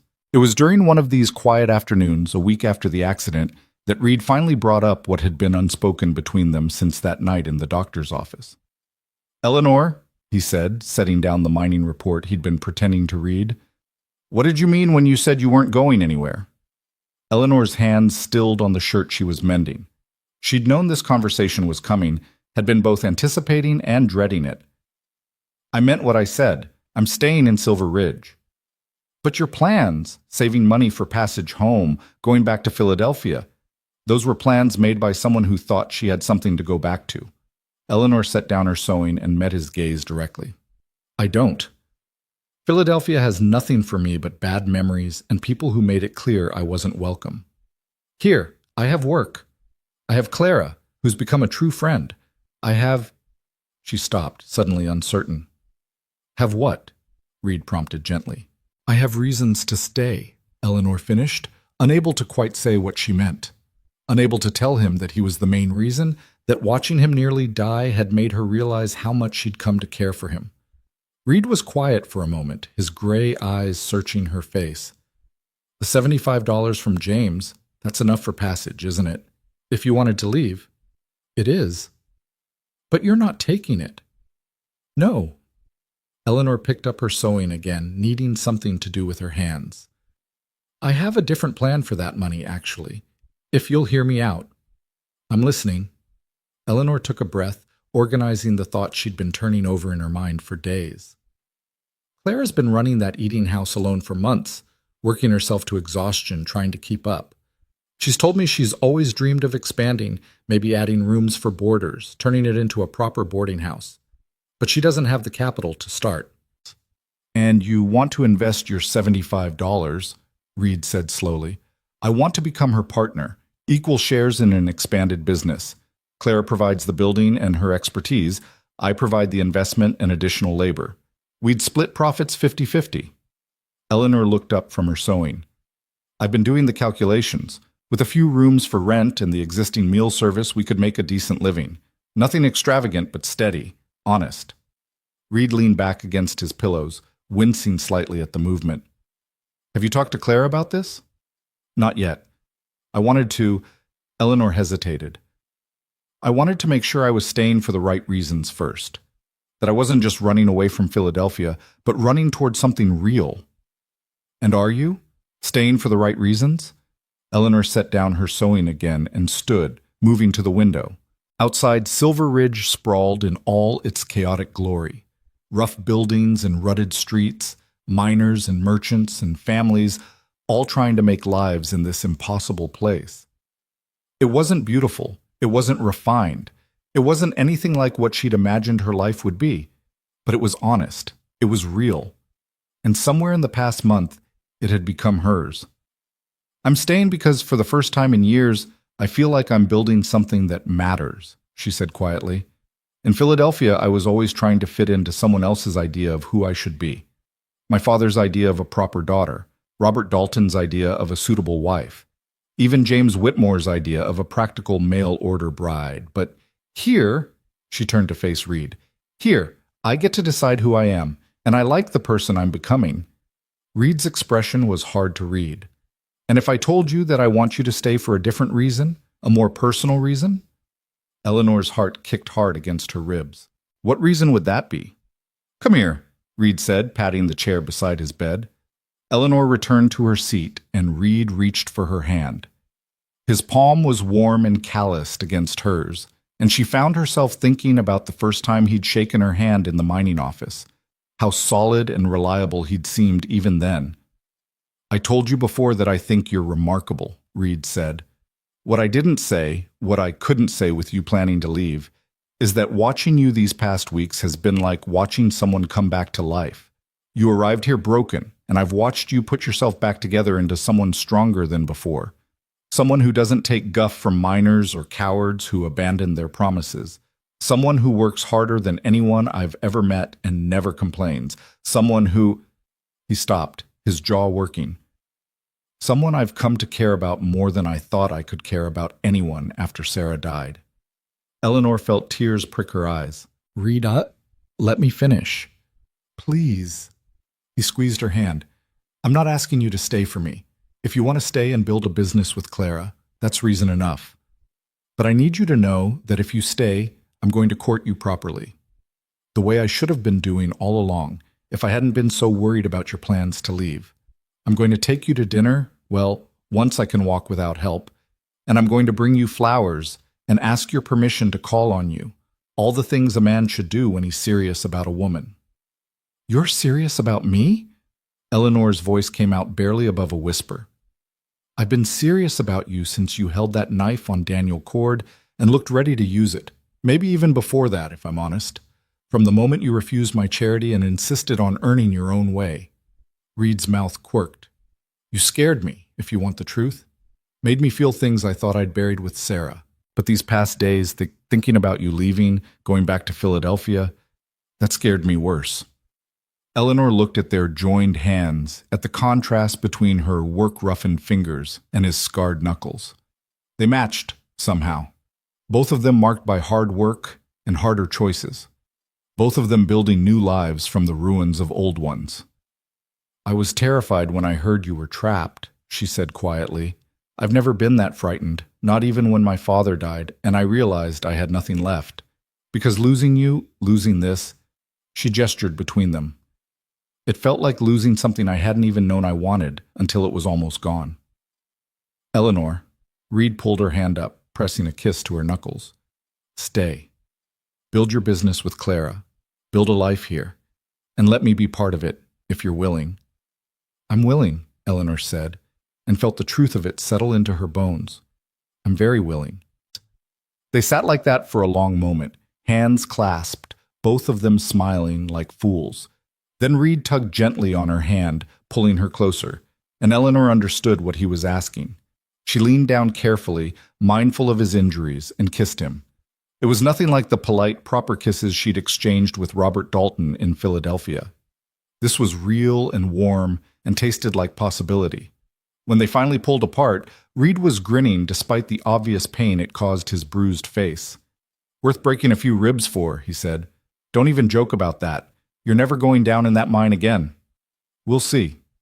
Reed Boone, I know, but Eleanor, mining's what I do, what I'm good at. I can't just stop because of one accident. Eleanor wanted to argue, wanted to make him promise he'd never risk his life like that again, but she understood, looking at his stubborn expression, that this was part of who Reed was. He took risks because people depended on him, because it was the right thing to do, because that's what leaders did. She couldn't change that any more than he could change her determination to succeed on her own terms. So instead of arguing, she kissed him again and felt him smile against her lips. Later that evening, Eleanor sat with Clara in the eating house kitchen after the supper service had ended. The dining room was clean, the dishes washed, and they had a rare moment of peace before exhaustion sent them both to bed. Clara, Eleanor said, setting down her coffee cup with careful precision. I have a proposition for you. Clara looked up with tired curiosity. What kind of proposition? Eleanor laid out her plan.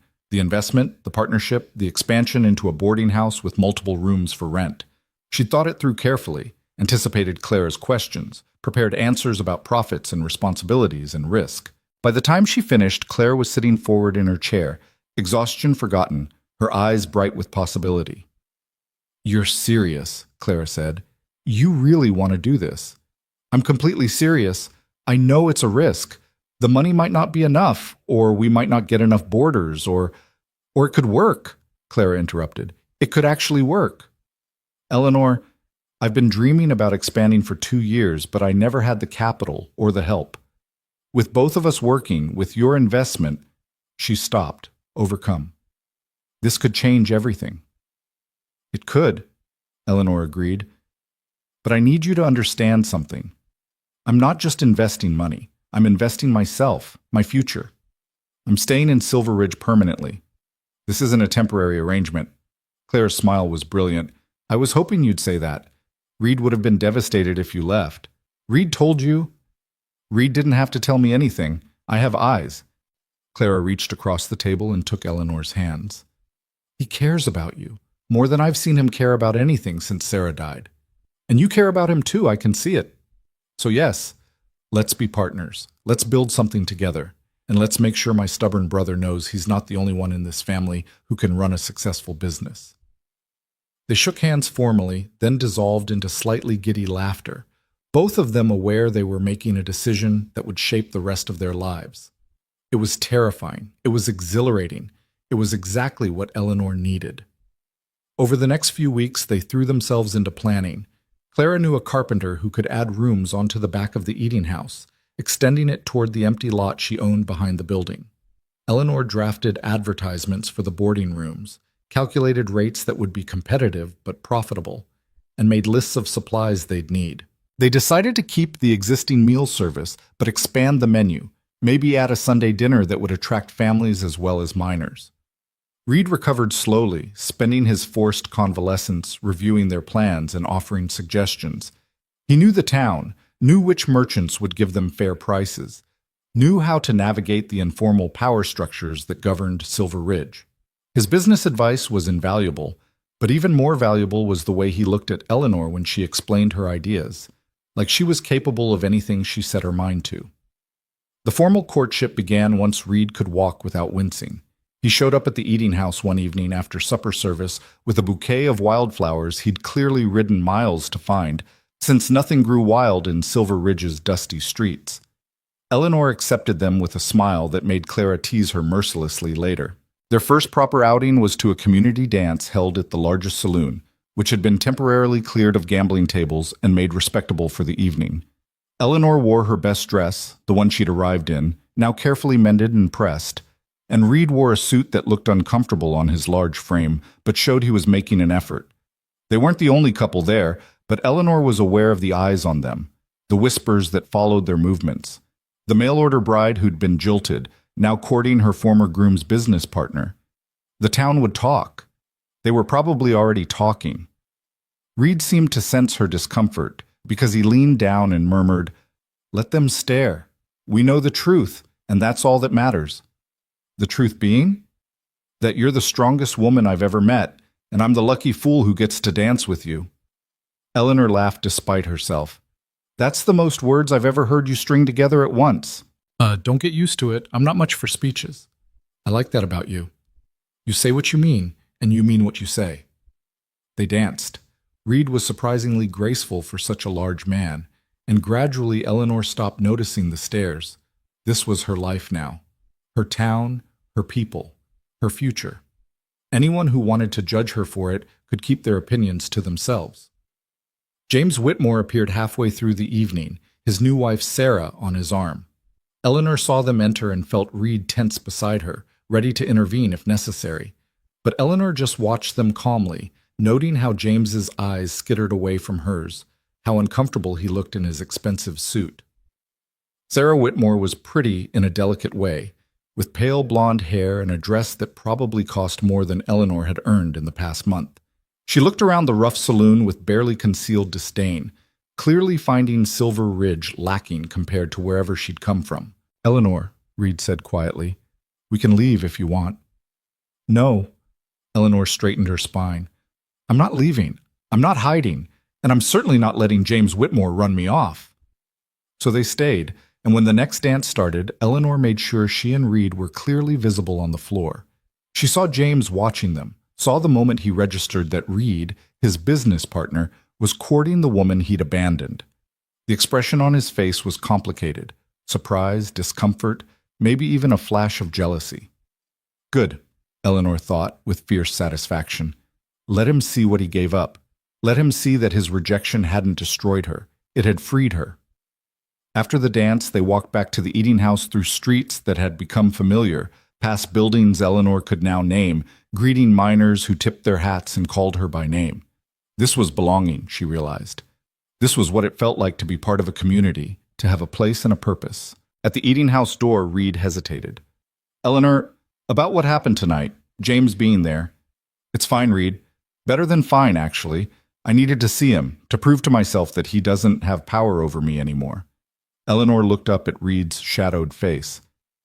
"Do you know what I felt when I saw him?" "Tell me." "Nothing. No anger, no pain, no regret. Just nothing. He's just a man who made a choice, and that choice led me here. To this." She gestured around them, encompassing the eating house, the town, Reed himself. "I wouldn't change it, even if I could." Reed cupped her face gently, his thumb brushing across her cheekbone. "I don't deserve you." "Yes, you do. We both deserve happiness, Reed. We both deserve second chances." He kissed her then, standing in the doorway with the sounds of Silver Ridge all around them, the stamp mill and the saloons and the distant bark of a dog. It wasn't romantic by Philadelphia standards, But by Silver Ridge standards, by the standards of two people who'd found each other in the aftermath of loss and betrayal, it was perfect. The weeks that followed fell into a new rhythm. Construction on the boarding house addition began, the sound of hammers and saws joining the omnipresent rhythm of the stamp mill. Eleanor and Clara worked alongside the carpenters when they could, painting walls and installing curtains and slowly transforming their vision into reality. Reed helped in the evenings. His ribs finally healed enough for light work, though Eleanor watched him like a hawk to make sure he didn't overdo it. The first boarder arrived before they were even finished, a school teacher named Miss Porter who'd been hired to start a school in Silver Ridge and needed respectable lodging. She was followed by a widow who'd come west to join her son, and then by a young couple saving money to buy their own claim. Within 2 months of opening, all 4 rooms were occupied, and there was a waiting list. The business worked. More than worked. It thrived. Eleanor discovered she had a talent for management, for keeping accounts and solving problems and making people feel welcome. Claire's cooking drew crowds every evening, and the combination of good food and clean rooms gave the establishment a reputation as the best place in town for respectable lodging. They named it the Hayes House, despite Eleanor's protests that it should be the Boone House, since Clara owned the building. But Clara insisted, saying that Eleanor's investment and vision had made it possible, and besides, Hayes House had a good sound to it. Eleanor privately thought it was a way of reclaiming her name, making it stand for something other than the mail-order bride who got left. Now, when people said Eleanor Hayes, they meant the capable businesswoman who ran a successful boarding house. That felt like victory. Reed proposed on a Sunday evening in October, 2 months after Eleanor had become Clara's partner. They were sitting on the porch of the Hayes house, watching the sun set over the hills that surrounded Silver Ridge. The day had been unusually slow.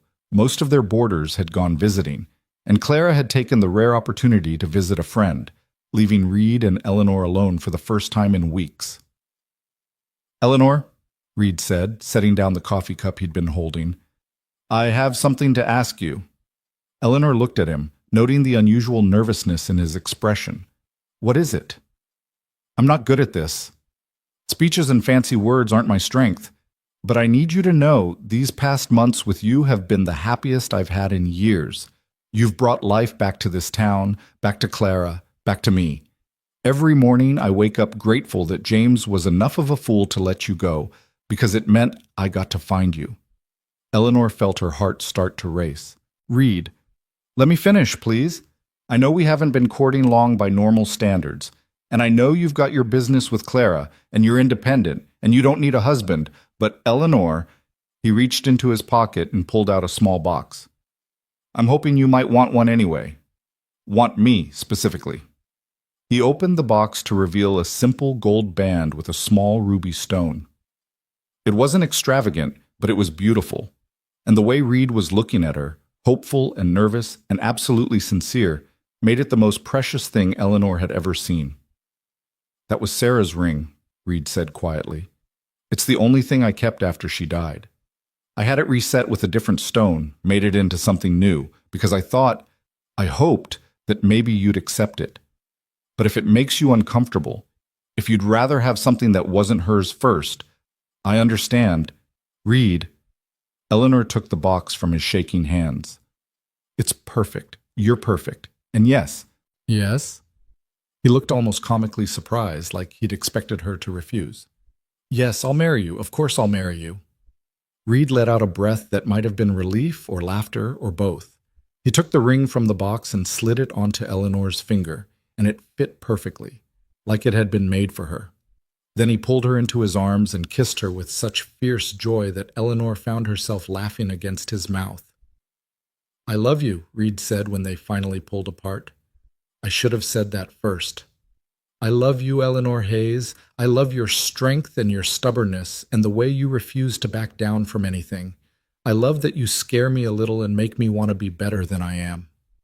"I love you too," Eleanor said, and realized she'd been waiting to say those words for weeks, maybe longer. "I love that you're honest and protective and terrible with words except when it matters most.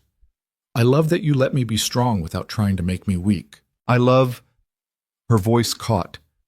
"I love that you see me, really see me, and you like what you see." They sat together as the sun finished setting, turning the sky brilliant shades of orange and pink that seemed impossible over such a dusty town. Eleanor twisted the ring on her finger, still hardly believing this was real. 6 months ago, she'd been a desperate woman on a train, fleeing to marry a stranger. Now she was a successful businesswoman engaged to a man she genuinely loved. James Whitmore's betrayal had felt like the end of everything. It turned out to be the beginning. The news of their engagement spread through Silver Ridge with the usual speed of small-town gossip. The reaction was overwhelmingly positive. Most people seemed to think Reed and Eleanor were well matched, and several miners made a point of congratulating Eleanor personally, saying Reed was lucky to have found such a capable woman. The only sour note came from James Whitmore himself. He cornered Reed at the mining office 3 days after the engagement was announced, and their raised voices carried through the thin walls to where Clara was working on the books. "You're making a fool of yourself," James said, his voice tight with anger. "Marrying that woman just to spite me." "This has nothing to do with you," Reed interrupted. "Eleanor's not that woman. She's the woman I love. And if you think I'd marry anyone just to spite you, you're more of an idiot than I thought. She came here to marry me. Doesn't that bother you, that you're getting my leftovers?" The sound of furniture scraping was followed by Reed's voice, dangerously quiet. "Say that again. I dare you." There was a long pause, then James's voice, more subdued. "Look, I just think you should be careful. You don't really know her. I know her better than you ever bothered to. I know she's hardworking and honest and braver than most men I've met. I know she turned $75 that could have been her ticket home into a thriving business. I know she held a knife on Daniel Cord and meant it. And I know that abandoning her was the worst decision you ever made, even if you're too stubborn to admit it. I have Sarah. You have Sarah's father's money. There's a difference. And from what I've seen, Sarah's not particularly happy here. Homesick, lonely, wondering why she married a man who spends all his time at the mine or avoiding his wife." Reed's voice softened slightly. "James, I don't want to fight with you. We're partners and we need to work together. But I need you to understand something. Eleanor's going to be my wife. That makes her off limits for your comments, your opinions, or your regrets. You made your choice. Let me make mine." After that conversation, James kept his distance. Eleanor saw him occasionally around town, usually with Sarah, and they exchanged polite nods, but nothing more. Sarah herself seemed pleasant enough when Eleanor encountered her at the general store, a bit lost and overwhelmed by Silver Ridge's rough edges, but not unkind. Eleanor almost felt sorry for her, this delicate woman who'd probably expected something very different when she married a mine owner. But mostly, Eleanor was too busy to think about the Whitmores. The Hayes house was thriving, requiring constant attention. Eleanor had hired 2 additional girls to help with cleaning and serving, and she spent her days managing schedules, ordering supplies, handling complaints, and somehow finding time to help Clara in the kitchen when things got hectic. She loved every exhausting minute of it. The wedding was planned for late November, after the autumn rain season, but before winter made travel too difficult. They kept it simple: a ceremony at the mining office with just close friends, followed by a celebration dinner at the Hayes house. Eleanor wore a new dress she'd made herself, pale blue silk she'd ordered from San Francisco, and Clara helped her arrange her hair with wildflowers Reed had once again ridden miles to find. Standing in front of the judge who rode the circuit through mining towns, holding Reed's work-roughened hands and speaking vows she meant with every fiber of her being, Eleanor thought about the woman who'd arrived in Silver Ridge 6 months ago. That woman had been broken, desperate, willing to accept whatever scraps of life came her way. This woman, the woman Eleanor had become, didn't accept scraps. She demanded more. She built more. She was more. "I now pronounce you husband and wife," the judge said. "You may kiss your bride." Reed did, thoroughly and enthusiastically enough to make their small audience laugh and cheer.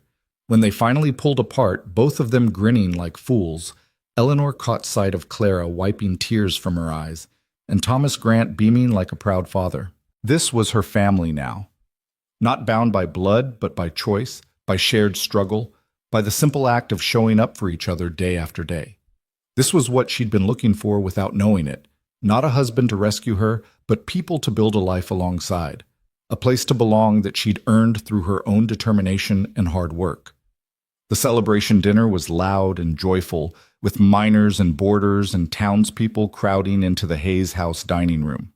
There were speeches. Reed's was predictably brief and sincere, Clara's was tearful and proud. Thomas Grant's was rambling but heartfelt. Eleanor didn't make a speech, just stood beside her new husband and felt the weight of her new future settling around her shoulders like a comfortable shawl. Later, when the last guest had finally left and they were alone in the room Reed had been adding on to the back of the Hayes house, their private space, separate from the boarding rooms, Eleanor kicked off her shoes and collapsed onto the bed with a groan of relief. "My feet are killing me," she said. "How do miners work 12-hour shifts? I only worked 6 and I'm exhausted." Reed sat beside her, pulling her feet into his lap and beginning to rub them gently. "You've been running around for weeks getting everything ready. It's allowed to catch up with you. I thought weddings were supposed to be romantic and dreamy. Nobody warns you about the blisters. This is romantic. I'm rubbing your feet." Eleanor laughed, looking at this man who was now her husband, and felt something settle in her chest. Contentment, maybe, or just the simple recognition that she was exactly where she was supposed to be. "Reed Boone, I think I made a very good decision marrying you." "I think you made a very good decision staying in Silver Ridge," Reed countered. "The marrying me part was just a bonus. Modest as always. Honest as always." He set her feet down gently and lay beside her, both of them still fully dressed, too tired to do more than hold each other. "Eleanor, I need you to know something. I don't expect you to give up the Hayes house or stop working just because we're married. This is your business, your success. I'm proud of that. I'm proud of you." Eleanor turned to face him, studying his serious expression. "You mean that?" "Of course I mean it. Why would I want you to stop being the woman I fell in love with?" Reed brushed a strand of hair from her face. "We're partners, Eleanor, in business and in life. That means we support each other's dreams, not sacrifice them." "I'm very glad I didn't marry James Whitmore," Eleanor said quietly. "So am I, though I wish you hadn't had to go through that pain to get here." "Maybe I did, though. Maybe I needed to hit bottom before I could figure out who I really was, what I really wanted." Eleanor laced her fingers through Reed's. "James abandoning me, it was the worst thing that had happened to me at the time, but it forced me to save myself instead of waiting to be saved, and that made all the difference." Reed pulled her closer, and they lay together as the sounds of Silver Ridge filtered through the windows. The eternal stamp mill, distant laughter from the saloons, the bark of a dog somewhere in the darkness. Outside this room was a town full of people who knew Eleanor's story, who'd watched her transform from abandoned bride to successful businesswoman. Inside this room was a future she'd built with her own hands, brick by brick, choice by choice. "His loss," Reed murmured against her hair, echoing the words he'd said months ago. "Definitely his loss." "My gain," Eleanor corrected softly. "Our gain." And lying there in the darkness, still wearing her wedding dress, too tired to move but too content to care, Eleanor Hayes Boone felt something she hadn't felt in years. Not just happiness, but certainty.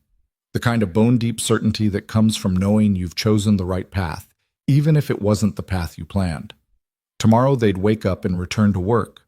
Reed to the mine, Eleanor to the boarding house. There would be meals to serve and accounts to balance, and 100 small problems to solve. Life would go on, not perfect but real, not easy but honest. And that was enough, more than enough. It was everything. The first winter of Eleanor's marriage passed in a blur of work and quiet contentment. Silver Ridge transformed under a blanket of snow that turned the dusty streets into something almost beautiful, and the Hayes house became a refuge for miners seeking warmth and Clara's hot stew after long shifts in the freezing tunnels below ground. Eleanor learned to bank fires and calculate coal costs and keep pipes from freezing, adding these skills to her growing repertoire of practical knowledge that would have shocked her former Philadelphia self. Reed was attentive, but not smothering, understanding that Eleanor needed her work the way he needed his. They developed a rhythm of mornings together over coffee before he left for the mine and evenings together reviewing the day's events. On Sundays, the only day neither of them worked full shifts, they took long walks through the hills surrounding Silver Ridge, and Reed taught Eleanor to recognize different types of ore and geological formations. She pretended to be interested in the rocks, when really she was just happy to be with him, away from the noise and demands of town. By spring, the Hayes house had expanded again, this time adding a small parlor where boarders could gather in the evenings, and Eleanor had hired a woman named Mrs. Chen, whose husband worked one of the Chinese mining crews, to help with laundry. Mrs. Chen spoke limited English, but she was efficient and kind, and Eleanor found herself learning bits of Cantonese in exchange for teaching English. The cultural exchange seemed to delight Clara, who began incorporating some of Mrs. Chen's cooking techniques into her own recipes, creating fusion dishes that became unexpectedly popular.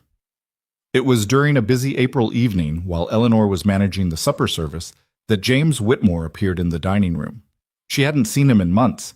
He'd been spending most of his time in San Francisco, leaving Reed to manage the daily mine operations. Eleanor had been grateful for his absence, though she'd noticed Reed growing increasingly frustrated with his partner's lack of involvement. James looked thinner than she remembered, his face drawn and his eyes shadowed. He stood awkwardly near the door until Eleanor approached, wiping her hands on her apron. "Mr. Whitmore," she said neutrally, "we're serving until 8 if you'd like a table." "I need to speak with you, Mrs. Boone." He corrected himself quickly, color rising in his cheeks. "Privately, if possible." Eleanor's first instinct was to refuse, but curiosity won out. She led him to the small office she shared with Clara, closing the door behind them. "What do you want?" James turned his hat in his hands, a gesture that reminded her painfully of Reed. "I owe you an apology. A real one, not the hollow excuses I gave you last year." Eleanor crossed her arms, waiting. She wouldn't make this easy for him. "I was a coward," James continued, the words coming quickly as if he'd rehearsed them. "I convinced myself that marrying Sarah was a business decision, the smart choice. Her father's investment saved the mine, and I told myself that was more important than keeping my word to you. But the truth is—" He stopped, swallowing hard. "The truth is, I was scared. You seemed so capable, so independent. I worried you'd see through me, see that I wasn't as successful as I'd claimed, that the mine was struggling. Sarah looked up to me, believed everything I told her. It was easier. Easier to marry someone you could control," Eleanor said quietly. "Someone who wouldn't challenge you or expect you to be better than you were." James flinched but nodded. "Yes, and I've paid for that choice every day since. Sarah's miserable here. She hates Silver Ridge, hates the noise and the dust and the rough people. She wants to go back to San Francisco, but her father won't let her leave me, says it would be shameful, so we're both trapped in a marriage that makes neither of us happy." Eleanor should have felt satisfaction hearing this, some vindication that James's choice had brought him misery. Instead, she just felt tired. "Why are you telling me this?" "Because I see you with Reed. I see how you work together, respect each other. I see you've built something real here, something that matters. And I realize—" His voice broke. "I realize I destroyed the best chance I had at that kind of partnership. You would have been an asset, Eleanor. You would have made me better. And I threw that away for money and ego." "Yes, you did," Eleanor said simply. "But James, I need you to understand something. I'm not sorry you married Sarah instead of me, not anymore. If you'd kept your word, I would have married you, and I would have spent my whole life trying to be the wife you needed instead of discovering who I actually am. Your betrayal freed me to become someone I actually like." James looked at her with something like wonder. "You really mean that?" "I do. I was furious with you for months, humiliated, hurt, convinced I'd never recover. But I did recover. I became stronger, and I found a partner who sees me as an equal, not as a solution to his problems." Eleanor moved toward the door. "I accept your apology, James, but I don't need it. I stopped needing anything from you a long time ago." "Reed's a lucky man." "Yes, he is. But more importantly, I'm a lucky woman. I have a life I built myself, not one handed to me by a man who wanted a housekeeper, not a wife." Eleanor opened the door. "Now, if you'll excuse me, I have a business to run." James left looking oddly lighter, as if the apology had been weighing on him. Eleanor returned to the dining room and found Clara watching her with concerned eyes. "Everything all right?" Clara asked quietly. Everything's fine. James wanted to apologize. I accepted. It's done. And it was done, Eleanor realized. The anger and hurt she'd carried had finally dissipated completely, leaving behind only a distant sympathy for the man James might have been if he'd had more courage. She felt nothing for him now, not hatred, not vindication, not even pity, just indifference, and somehow that felt like the truest freedom. That evening, Eleanor told Reed about the encounter. They were in their room, Reed reading mining reports while Eleanor mended a torn tablecloth. When she finished the story, Reed set down his papers and looked at her thoughtfully. How do you feel about it? Honestly, nothing. He's just a man who made a choice that led me here. I should probably thank him, in a way. Reed smiled. You're more generous than I am. I still want to punch him most days. That's because you're protective. It's one of your more endearing qualities. Eleanor set down her mending and moved to sit beside him. Reed, there's something I've been meaning to talk to you about. The mine. James has been absent more than he's been present lately. Is the partnership still working? Reed's expression darkened. Not really. He's been pulling money out faster than we're making it, using it to fund Sarah's lifestyle in San Francisco.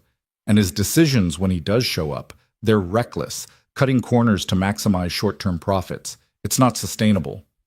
What are you going to do? I've been thinking about buying him out. I have some money saved, and if I take a loan for the rest... He stopped, looking at Eleanor. But that would mean less money for us, for the Hayes house, for any future plans. I can't make that decision alone. Eleanor considered this carefully. The Hayes house was profitable now, consistently bringing in more than they needed to cover expenses. They'd been saving the surplus, building a cushion against lean times. Using that money to buy out James would be risky, but it would also solve the problem of a partner who was actively undermining Reed's work. How much would you need? She asked. Reed named a figure that made Eleanor's eyes widen. It was substantial, but not impossible. If I loan you half of the Hayes house savings, could you make up the difference? Eleanor, I can't ask you to. You're not asking. I'm offering. We're partners, Reed. Your success is my success. And honestly, watching you struggle with James's poor decisions has been painful. If buying him out would give you full control to run the mine properly, it's a good investment. They talked late into the night, weighing risks and possibilities. By morning, they'd made their decision. Reed would approach James with an offer to buy out his share of the mine, using Eleanor's loan combined with money from the bank. It was terrifying and exhilarating in equal measure, the kind of leap that could either secure their future or destroy it. James accepted the offer within a week, clearly relieved to have an exit from both the failing partnership and Silver Ridge itself. The paperwork took another month to finalize, but by June, Reed was sole owner of the Silver Ridge Mining Company. He immediately implemented changes: better safety measures, more reasonable production quotas, fair wages that attracted skilled workers away from competing mines. The short-term profits dropped as he'd predicted, but the long-term prospects improved dramatically. Eleanor watched her husband transform into the kind of mine owner she suspected he'd always wanted to be, one who balanced profit with responsibility, who knew every worker by name, who went underground himself regularly to check conditions. It was dangerous work, and she still worried every time he descended into the darkness, but she understood now that this was part of who Reed was. His integrity demanded that he not ask his workers to do anything he wouldn't do himself. Summer brought changes to the Hayes house as well. One of their boarders, Miss Porter, the school teacher, announced plans to marry a local merchant and would be leaving at the end of term. Eleanor and Clara decided to convert her room into a small library and reading room, a space where boarders could relax in the evenings. It was a risk. The room wouldn't generate rental income, but it proved popular beyond their expectations, attracting not just boarders but townspeople who'd never had access to books before. Eleanor found herself ordering volumes from San Francisco, novels and poetry, practical guides to farming and mining, even some children's books that Miss Porter used in her classroom before she left. The library became a gathering place, and more than once Eleanor looked up from her account books to see rough miners sitting quietly with volumes of Shakespeare or agricultural journals, educating themselves in ways their hard-scrabble lives had never previously allowed. It was Thomas Grant who suggested, one evening in August, that Eleanor should expand beyond just lending books. You've got a talent for teaching, Mrs. Boone. The way you explain things make folks feel like they're not stupid for not knowing. Ever think about starting classes? Eleanor hadn't, but the idea took root. She began offering informal lessons in the evenings, basic literacy for minors who'd never learned, arithmetic for those wanting to better manage their earnings, even letter writing for men wanting to correspond with families back east. Reed helped with the mathematics, using mining calculations to make the numbers practical and relevant. Clara taught basic cooking skills to young men living in boarding houses who survived on saloon food and whiskey.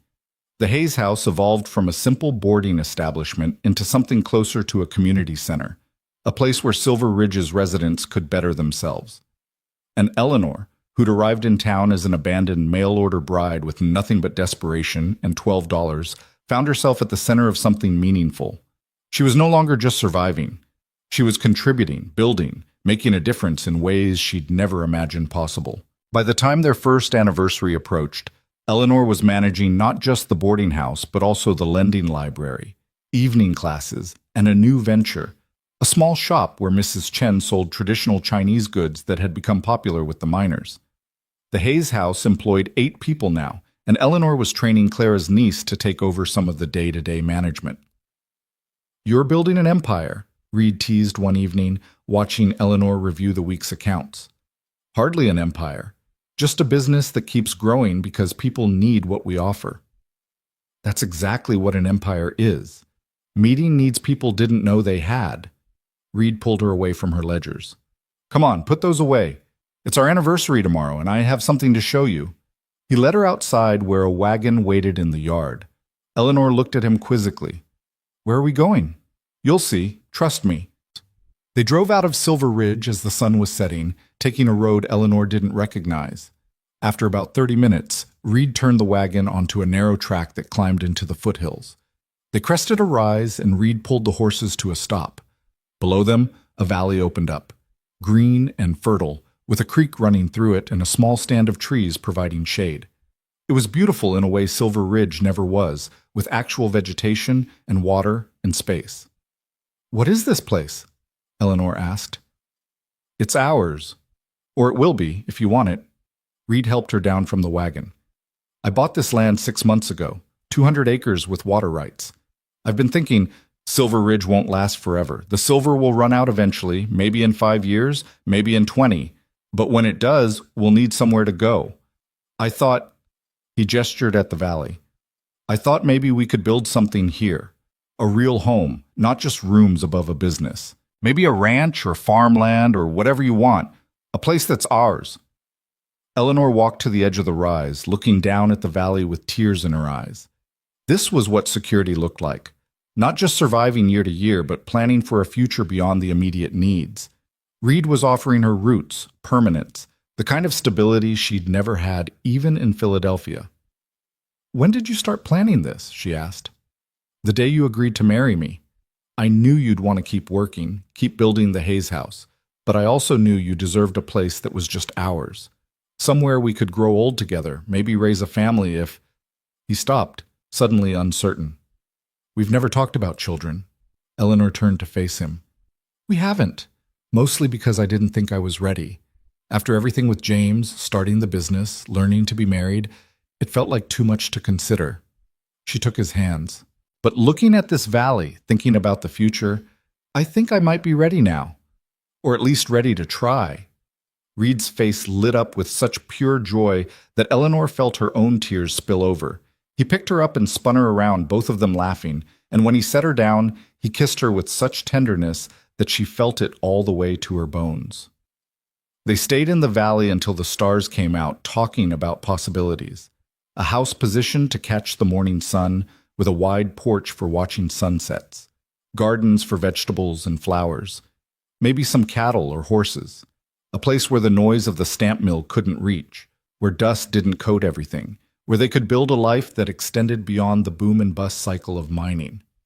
"We don't have to move right away," Reed said as they drove back to Silver Ridge, "but knowing it's there, that we have options, that matters to me. And I wanted you to know that I'm planning for our future, together." "I love you," Eleanor said simply. "I don't say it enough, but I do. I love you for this, for everything, for seeing me as a full partner in building our lives. You make it easy to love you. You're the strongest person I know. Eleanor leaned against his shoulder as the wagon rattled along the dark road. Strong. She'd arrived in Silver Ridge broken and desperate, but somehow she'd found strength she didn't know she possessed. Or maybe the strength had always been there, just waiting for circumstances that required it. The anniversary celebration the next day was larger than they'd planned.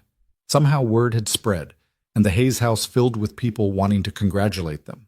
Miners who'd attended their wedding, boarders past and present, Clara and her friends, even some of the Chinese workers from Mrs. Chen's community bringing traditional good luck gifts. Thomas Grant made a rambling toast about second chances and stubborn women, which made everyone laugh and cheer. Eleanor stood beside her husband, looking around at the crowded room, and felt a profound sense of gratitude. These people, rough miners and struggling families, immigrants and drifters and fortune seekers, they'd become her community. They'd accepted her when she had every reason to hide in shame, supported her business ventures, treated her with respect she'd never received from Philadelphia's supposedly refined society. Late in the evening, when most guests had finally departed, James and Sarah Whitmore appeared in the doorway. Eleanor tensed, but Reed's hand on her back steadied her. They hadn't been invited, but Eleanor supposed they had as much right to be there as anyone. James had once been Reed's partner, and his decision had inadvertently led to all of this. Sarah approached first, and Eleanor was shocked to see how much she'd changed. The delicate, disdainful woman from the dance had been replaced by someone who looked tired and sad, her expensive dress seeming out of place and faintly ridiculous in the Hayes house's practical dining room. "Mrs. Boone," Sarah said quietly, I needed to tell you I'm sorry for everything. James told me the whole story about how he brought you here and then married me instead. It was cruel, and Her voice wavered. I benefited from that cruelty. I took the life that should have been yours. Eleanor looked at this unhappy woman and felt only compassion. You didn't take anything from me, Mrs. Whitmore. James made a choice and you trusted him. That's not your fault. But you lost everything. I lost nothing that mattered, and I gained. Eleanor gestured around the room at the successful business, the community, Reed standing solid beside her. I gained more than I ever imagined possible. Your marriage to James didn't take my future. It gave me a better one than I would have had. Sarah's eyes filled with tears.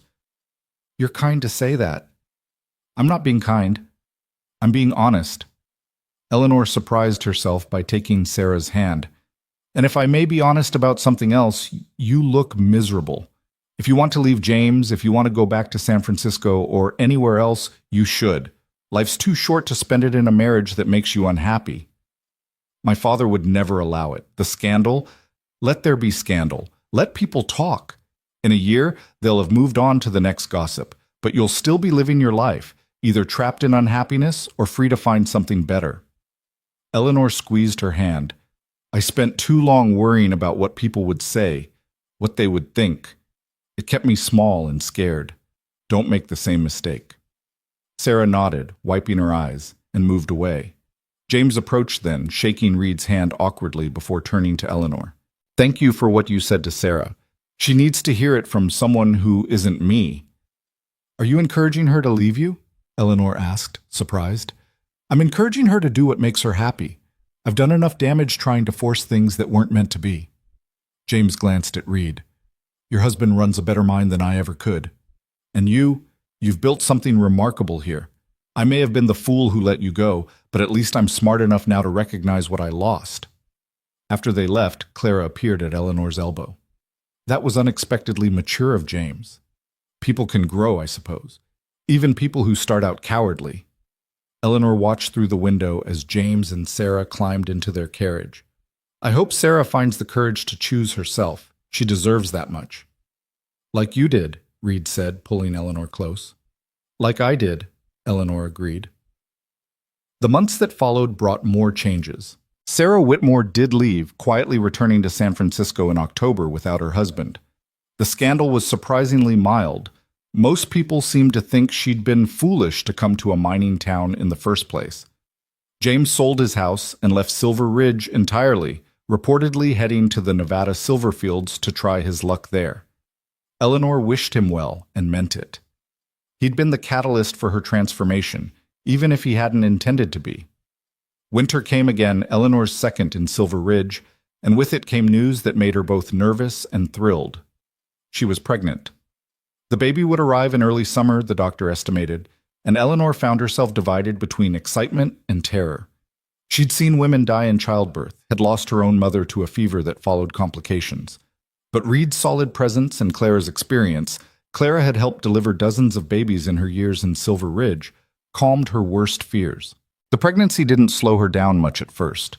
Eleanor continued managing the Hayes house, teaching evening classes, overseeing the library. But as winter turned to spring and her body grew heavier and more unwieldy, she was forced to delegate more. Clara's niece, Sarah, named long before the other Sarah appeared, proved capable of handling most daily operations. Eleanor focused on planning and accounts, work she could do sitting down. Reed became almost comically protective, hovering and worrying until Eleanor finally threatened to ban him from their rooms if he didn't stop treating her like she was made of glass. But his concern came from love, she knew, from the memory of losing Sarah in childbirth. He'd told her about it finally, one night when she'd asked, how his first wife had seemed fine until suddenly she wasn't, how quickly everything had gone wrong, how helpless he'd felt watching her slip away. "I can't lose you," Reed said, his voice rough with old pain and new fear. "I survived it once, barely. I couldn't do it again." "You won't have to," Eleanor said with more confidence than she felt. "I'm strong, Reed. You've said so yourself. I've survived everything life has thrown at me so far. I'll survive this too." The baby came on a hot June evening, 3 weeks earlier than expected. Eleanor's water broke during supper service, and the controlled chaos that followed would have been funny if it hadn't been so terrifying. Clara cleared the dining room in record time, sent someone running for the doctor, and transformed the space into a makeshift birthing room while Reed paced outside looking like he might be sick. Labor was hard, longer and more painful than Eleanor had braced herself for. There were moments, in the worst of it, when she understood how women died from this, how the pain could simply be too much for a body to endure. But Clara's steady voice guided her through, and the doctor's experienced hands knew what to do when complications arose, and somehow, just as dawn was breaking, Eleanor's daughter entered the world with a cry that sounded outraged at the indignity of birth. "She's perfect," Clara said, tears streaming down her face as she placed the tiny, squalling bundle on Eleanor's chest. "Just perfect." Eleanor looked down at her daughter, impossibly small, impossibly real, and felt something fundamental shift inside her. This tiny person was hers, created from love and partnership and the life she'd built in Silver Ridge.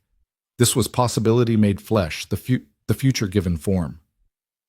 Reed was allowed in finally, and the look on his face when he saw his daughter made Eleanor start crying all over again. He touched the baby's tiny hand with one calloused finger, and when those miniature fingers closed around his, Eleanor watched her strong, stoic husband's face crumple with joy and relief. "She's beautiful," Reed said, his voice cracking, "just like her mother." "She's going to be strong," Eleanor corrected. "Strong and capable, and free to be whoever she wants to be." They named her Sarah, Reed's choice, honoring his first wife while also reclaiming the name from painful associations. Sarah Boone, born in a boarding house in a silver mining town, daughter of a mail-order bride who'd been abandoned and a mine owner who'd learned to lead with integrity. She was, Eleanor thought, the perfect symbol of second chances, of lives rebuilt from ruins. The summer passed in a blur of sleepless nights and constant feeding and the overwhelming responsibility of keeping a tiny human alive. The Hayes house continued operating smoothly thanks to Clara and young Sarah, and Eleanor split her time between baby care and gradually returning to work. She'd thought motherhood might make her less interested in the business, but instead it made her more determined. She was building something her daughter could inherit, creating opportunities that would be there when Sarah was old enough to choose her own path. By autumn, Eleanor had established a new routine that allowed her to manage both baby and business. Sarah proved to be a relatively easy infant, healthy and curious, meeting every milestone early. Reed was a devoted father, spending every evening with his daughter, teaching her nonsense songs and making her laugh with silly faces. Watching them together, Eleanor felt a contentment so profound it sometimes frightened her. This happiness felt fragile, like something that could be snatched away if she wasn't careful. But the years proved her fears unfounded. Silver Ridge continued to prosper, Reed's mine producing steadily under his careful management. The Hayes house expanded again, adding a proper restaurant that attracted travelers passing through on their way to other mining towns. Eleanor's lending library grew into the town's unofficial school for adults, with regular classes in literacy, arithmetic, even basic law and business management. When Sarah turned 3, Eleanor and Reed finally began building on their land in the valley. They kept their rooms at the Hayes house. It was still their primary source of income and Eleanor's passion project, but the ranch house became their retreat, a place where they could escape the noise and chaos of town. They raised cattle and horses, planted gardens, and created a home that felt permanent in a way nothing else ever had. Sarah grew up running between two worlds, the bustling boarding house where she learned to talk to strangers and help in the kitchen, and the quiet ranch where she learned to ride horses and identify plants. She was fearless and clever, with her father's gray eyes and her mother's stubborn chin. Eleanor watched her daughter grow and felt grateful for every scraped knee and muddy dress, every sign that Sarah was being allowed to be fully herself. It was on Sarah's 5th birthday, during a party at the Hayes house attended by what seemed like half of Silver Ridge, that Eleanor found a moment alone with Clara. They stood on the porch, watching Reed chase his daughter around the yard while miners and families laughed and ate cake. "Do you ever think about how different things could have been?" Clara asked. "If James had kept his word? If you'd married him instead of Reed?" Eleanor considered this. "Sometimes, usually when I'm exhausted or Sarah's been particularly difficult or the accounts aren't balancing. In those moments, I think about the life I would have had, probably easier in some ways, certainly more predictable." "Do you regret how things turned out?" "Not for a single second." Eleanor turned to her friend and business partner. "James abandoning me was the best thing that ever happened to me. It forced me to become someone I actually respect, someone who builds things instead of just occupying space in other people's lives. You've built something remarkable here. The Hayes house, the library, the ranch. And that," Clara gestured toward where Reed had hoisted Sarah onto his shoulders, both of them grinning. "That most of all." "We built it," Eleanor corrected. "You and me together. I couldn't have done any of this without you." "Partners?" Clara said, raising her coffee cup in a toast. "Partners," Eleanor echoed. The party continued into the evening, and Eleanor moved through the crowd feeling grateful for every face she recognized, every person who'd become part of her life in Silver Ridge. Thomas Grant, now retired from mining and working as the Hayes house handyman. Mrs. Chen and her family prospering from their shop. The miners who'd protected her in those early days, the families she'd taught to read, the boarders who'd become friends. This was home. Not the place she'd been born, not the place she'd planned to be, but the place where she'd become herself. The place where being abandoned had led to being found. Later, after Sarah was asleep and the last guests had departed, Eleanor and Reed sat together on their porch at the ranch, watching stars emerge over the valley. The air was cool and clear, carrying the scent of hay and horses and the flowers Eleanor had planted that spring. "Do you ever wonder what would have happened if James had shown up at the station that day?" Reed asked. "If he'd kept his word and married you?" Eleanor leaned against her husband's solid shoulder. "I'd have been trapped in a mediocre marriage with a man who saw me as a solution to his problems. I'd have spent my whole life trying to be useful instead of learning to be valuable. And I never would have known you, never would have built the Hayes house, never would have had Sarah. So no, I don't wonder about it with any sense of longing." "His loss," Reed said softly. "My gain." Eleanor smiled, remembering that first conversation with Reed when he'd used those exact words. "Our gain. Everything good in my life came from that moment when I had to choose between giving up or fighting for something better. I chose to fight, and I've been winning ever since." They sat in comfortable silence, two people who'd found each other through circumstance and built something lasting through choice. Behind them, through the window, they could see their daughter sleeping peacefully, secure in a world her parents had created from determination and love, and the simple refusal to be broken by betrayal. Eleanor thought about the woman she'd been arriving in Silver Ridge, desperate, humiliated, convinced her life was over.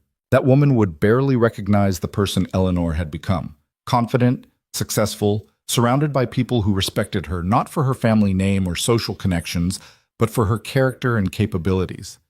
James Whitmore had thought he was discarding something worthless when he married Sarah Cunningham instead of Eleanor Hayes. He'd been catastrophically wrong. He'd discarded a future he wasn't worthy of and given Eleanor the gift of having to save herself. And Eleanor had done exactly that. She'd taken her pain and humiliation and transformed them into strength. She'd built a business from $75 in determination. She'd turned a town's pity into respect. She'd found love with a man who saw her as an equal partner in every sense. Most importantly, she'd discovered that being abandoned wasn't the end of her story. It was the beginning of the story she was supposed to be writing all along, one where she was the hero, not the victim, where she saved herself instead of waiting to be saved, where her worth wasn't determined by whether a man chose her, but by the choices she made for herself. The mail-order bride who'd arrived broken at a dusty mining town station had become a successful businesswoman, a devoted wife, a loving mother, and a pillar of her community. She'd built an empire from nothing and raised a daughter who would never doubt her own value because she'd watched her mother claim hers every single day. Years later, when Sarah was grown and running the Hayes house herself, while Eleanor and Reed lived in semi-retirement at the ranch, Eleanor would look back on that day at the station, the worst day of her life at the time, with something approaching gratitude. Because that day had broken her open and allowed her to rebuild herself into someone she was proud to be. James Whitmore's loss had been his own, but Eleanor Hayes Boone's gain had been everything that mattered: self-respect, true partnership, honest work, lasting love, and the knowledge that she was strong enough to survive anything life threw at her. She'd arrived in Silver Ridge with nothing and created everything. That was her real story. Not the abandoned bride, but the woman who refused to stay abandoned. The woman who chose herself first and found that choosing herself made room for everything else worth having. And on quiet evenings, sitting on her porch with Reed's hand in hers and her daughter's laughter drifting through the windows and the life she'd built stretching out around her, Eleanor understood the deepest truth of all. Sometimes the worst betrayal leads to the best life, if you're brave enough to build it yourself.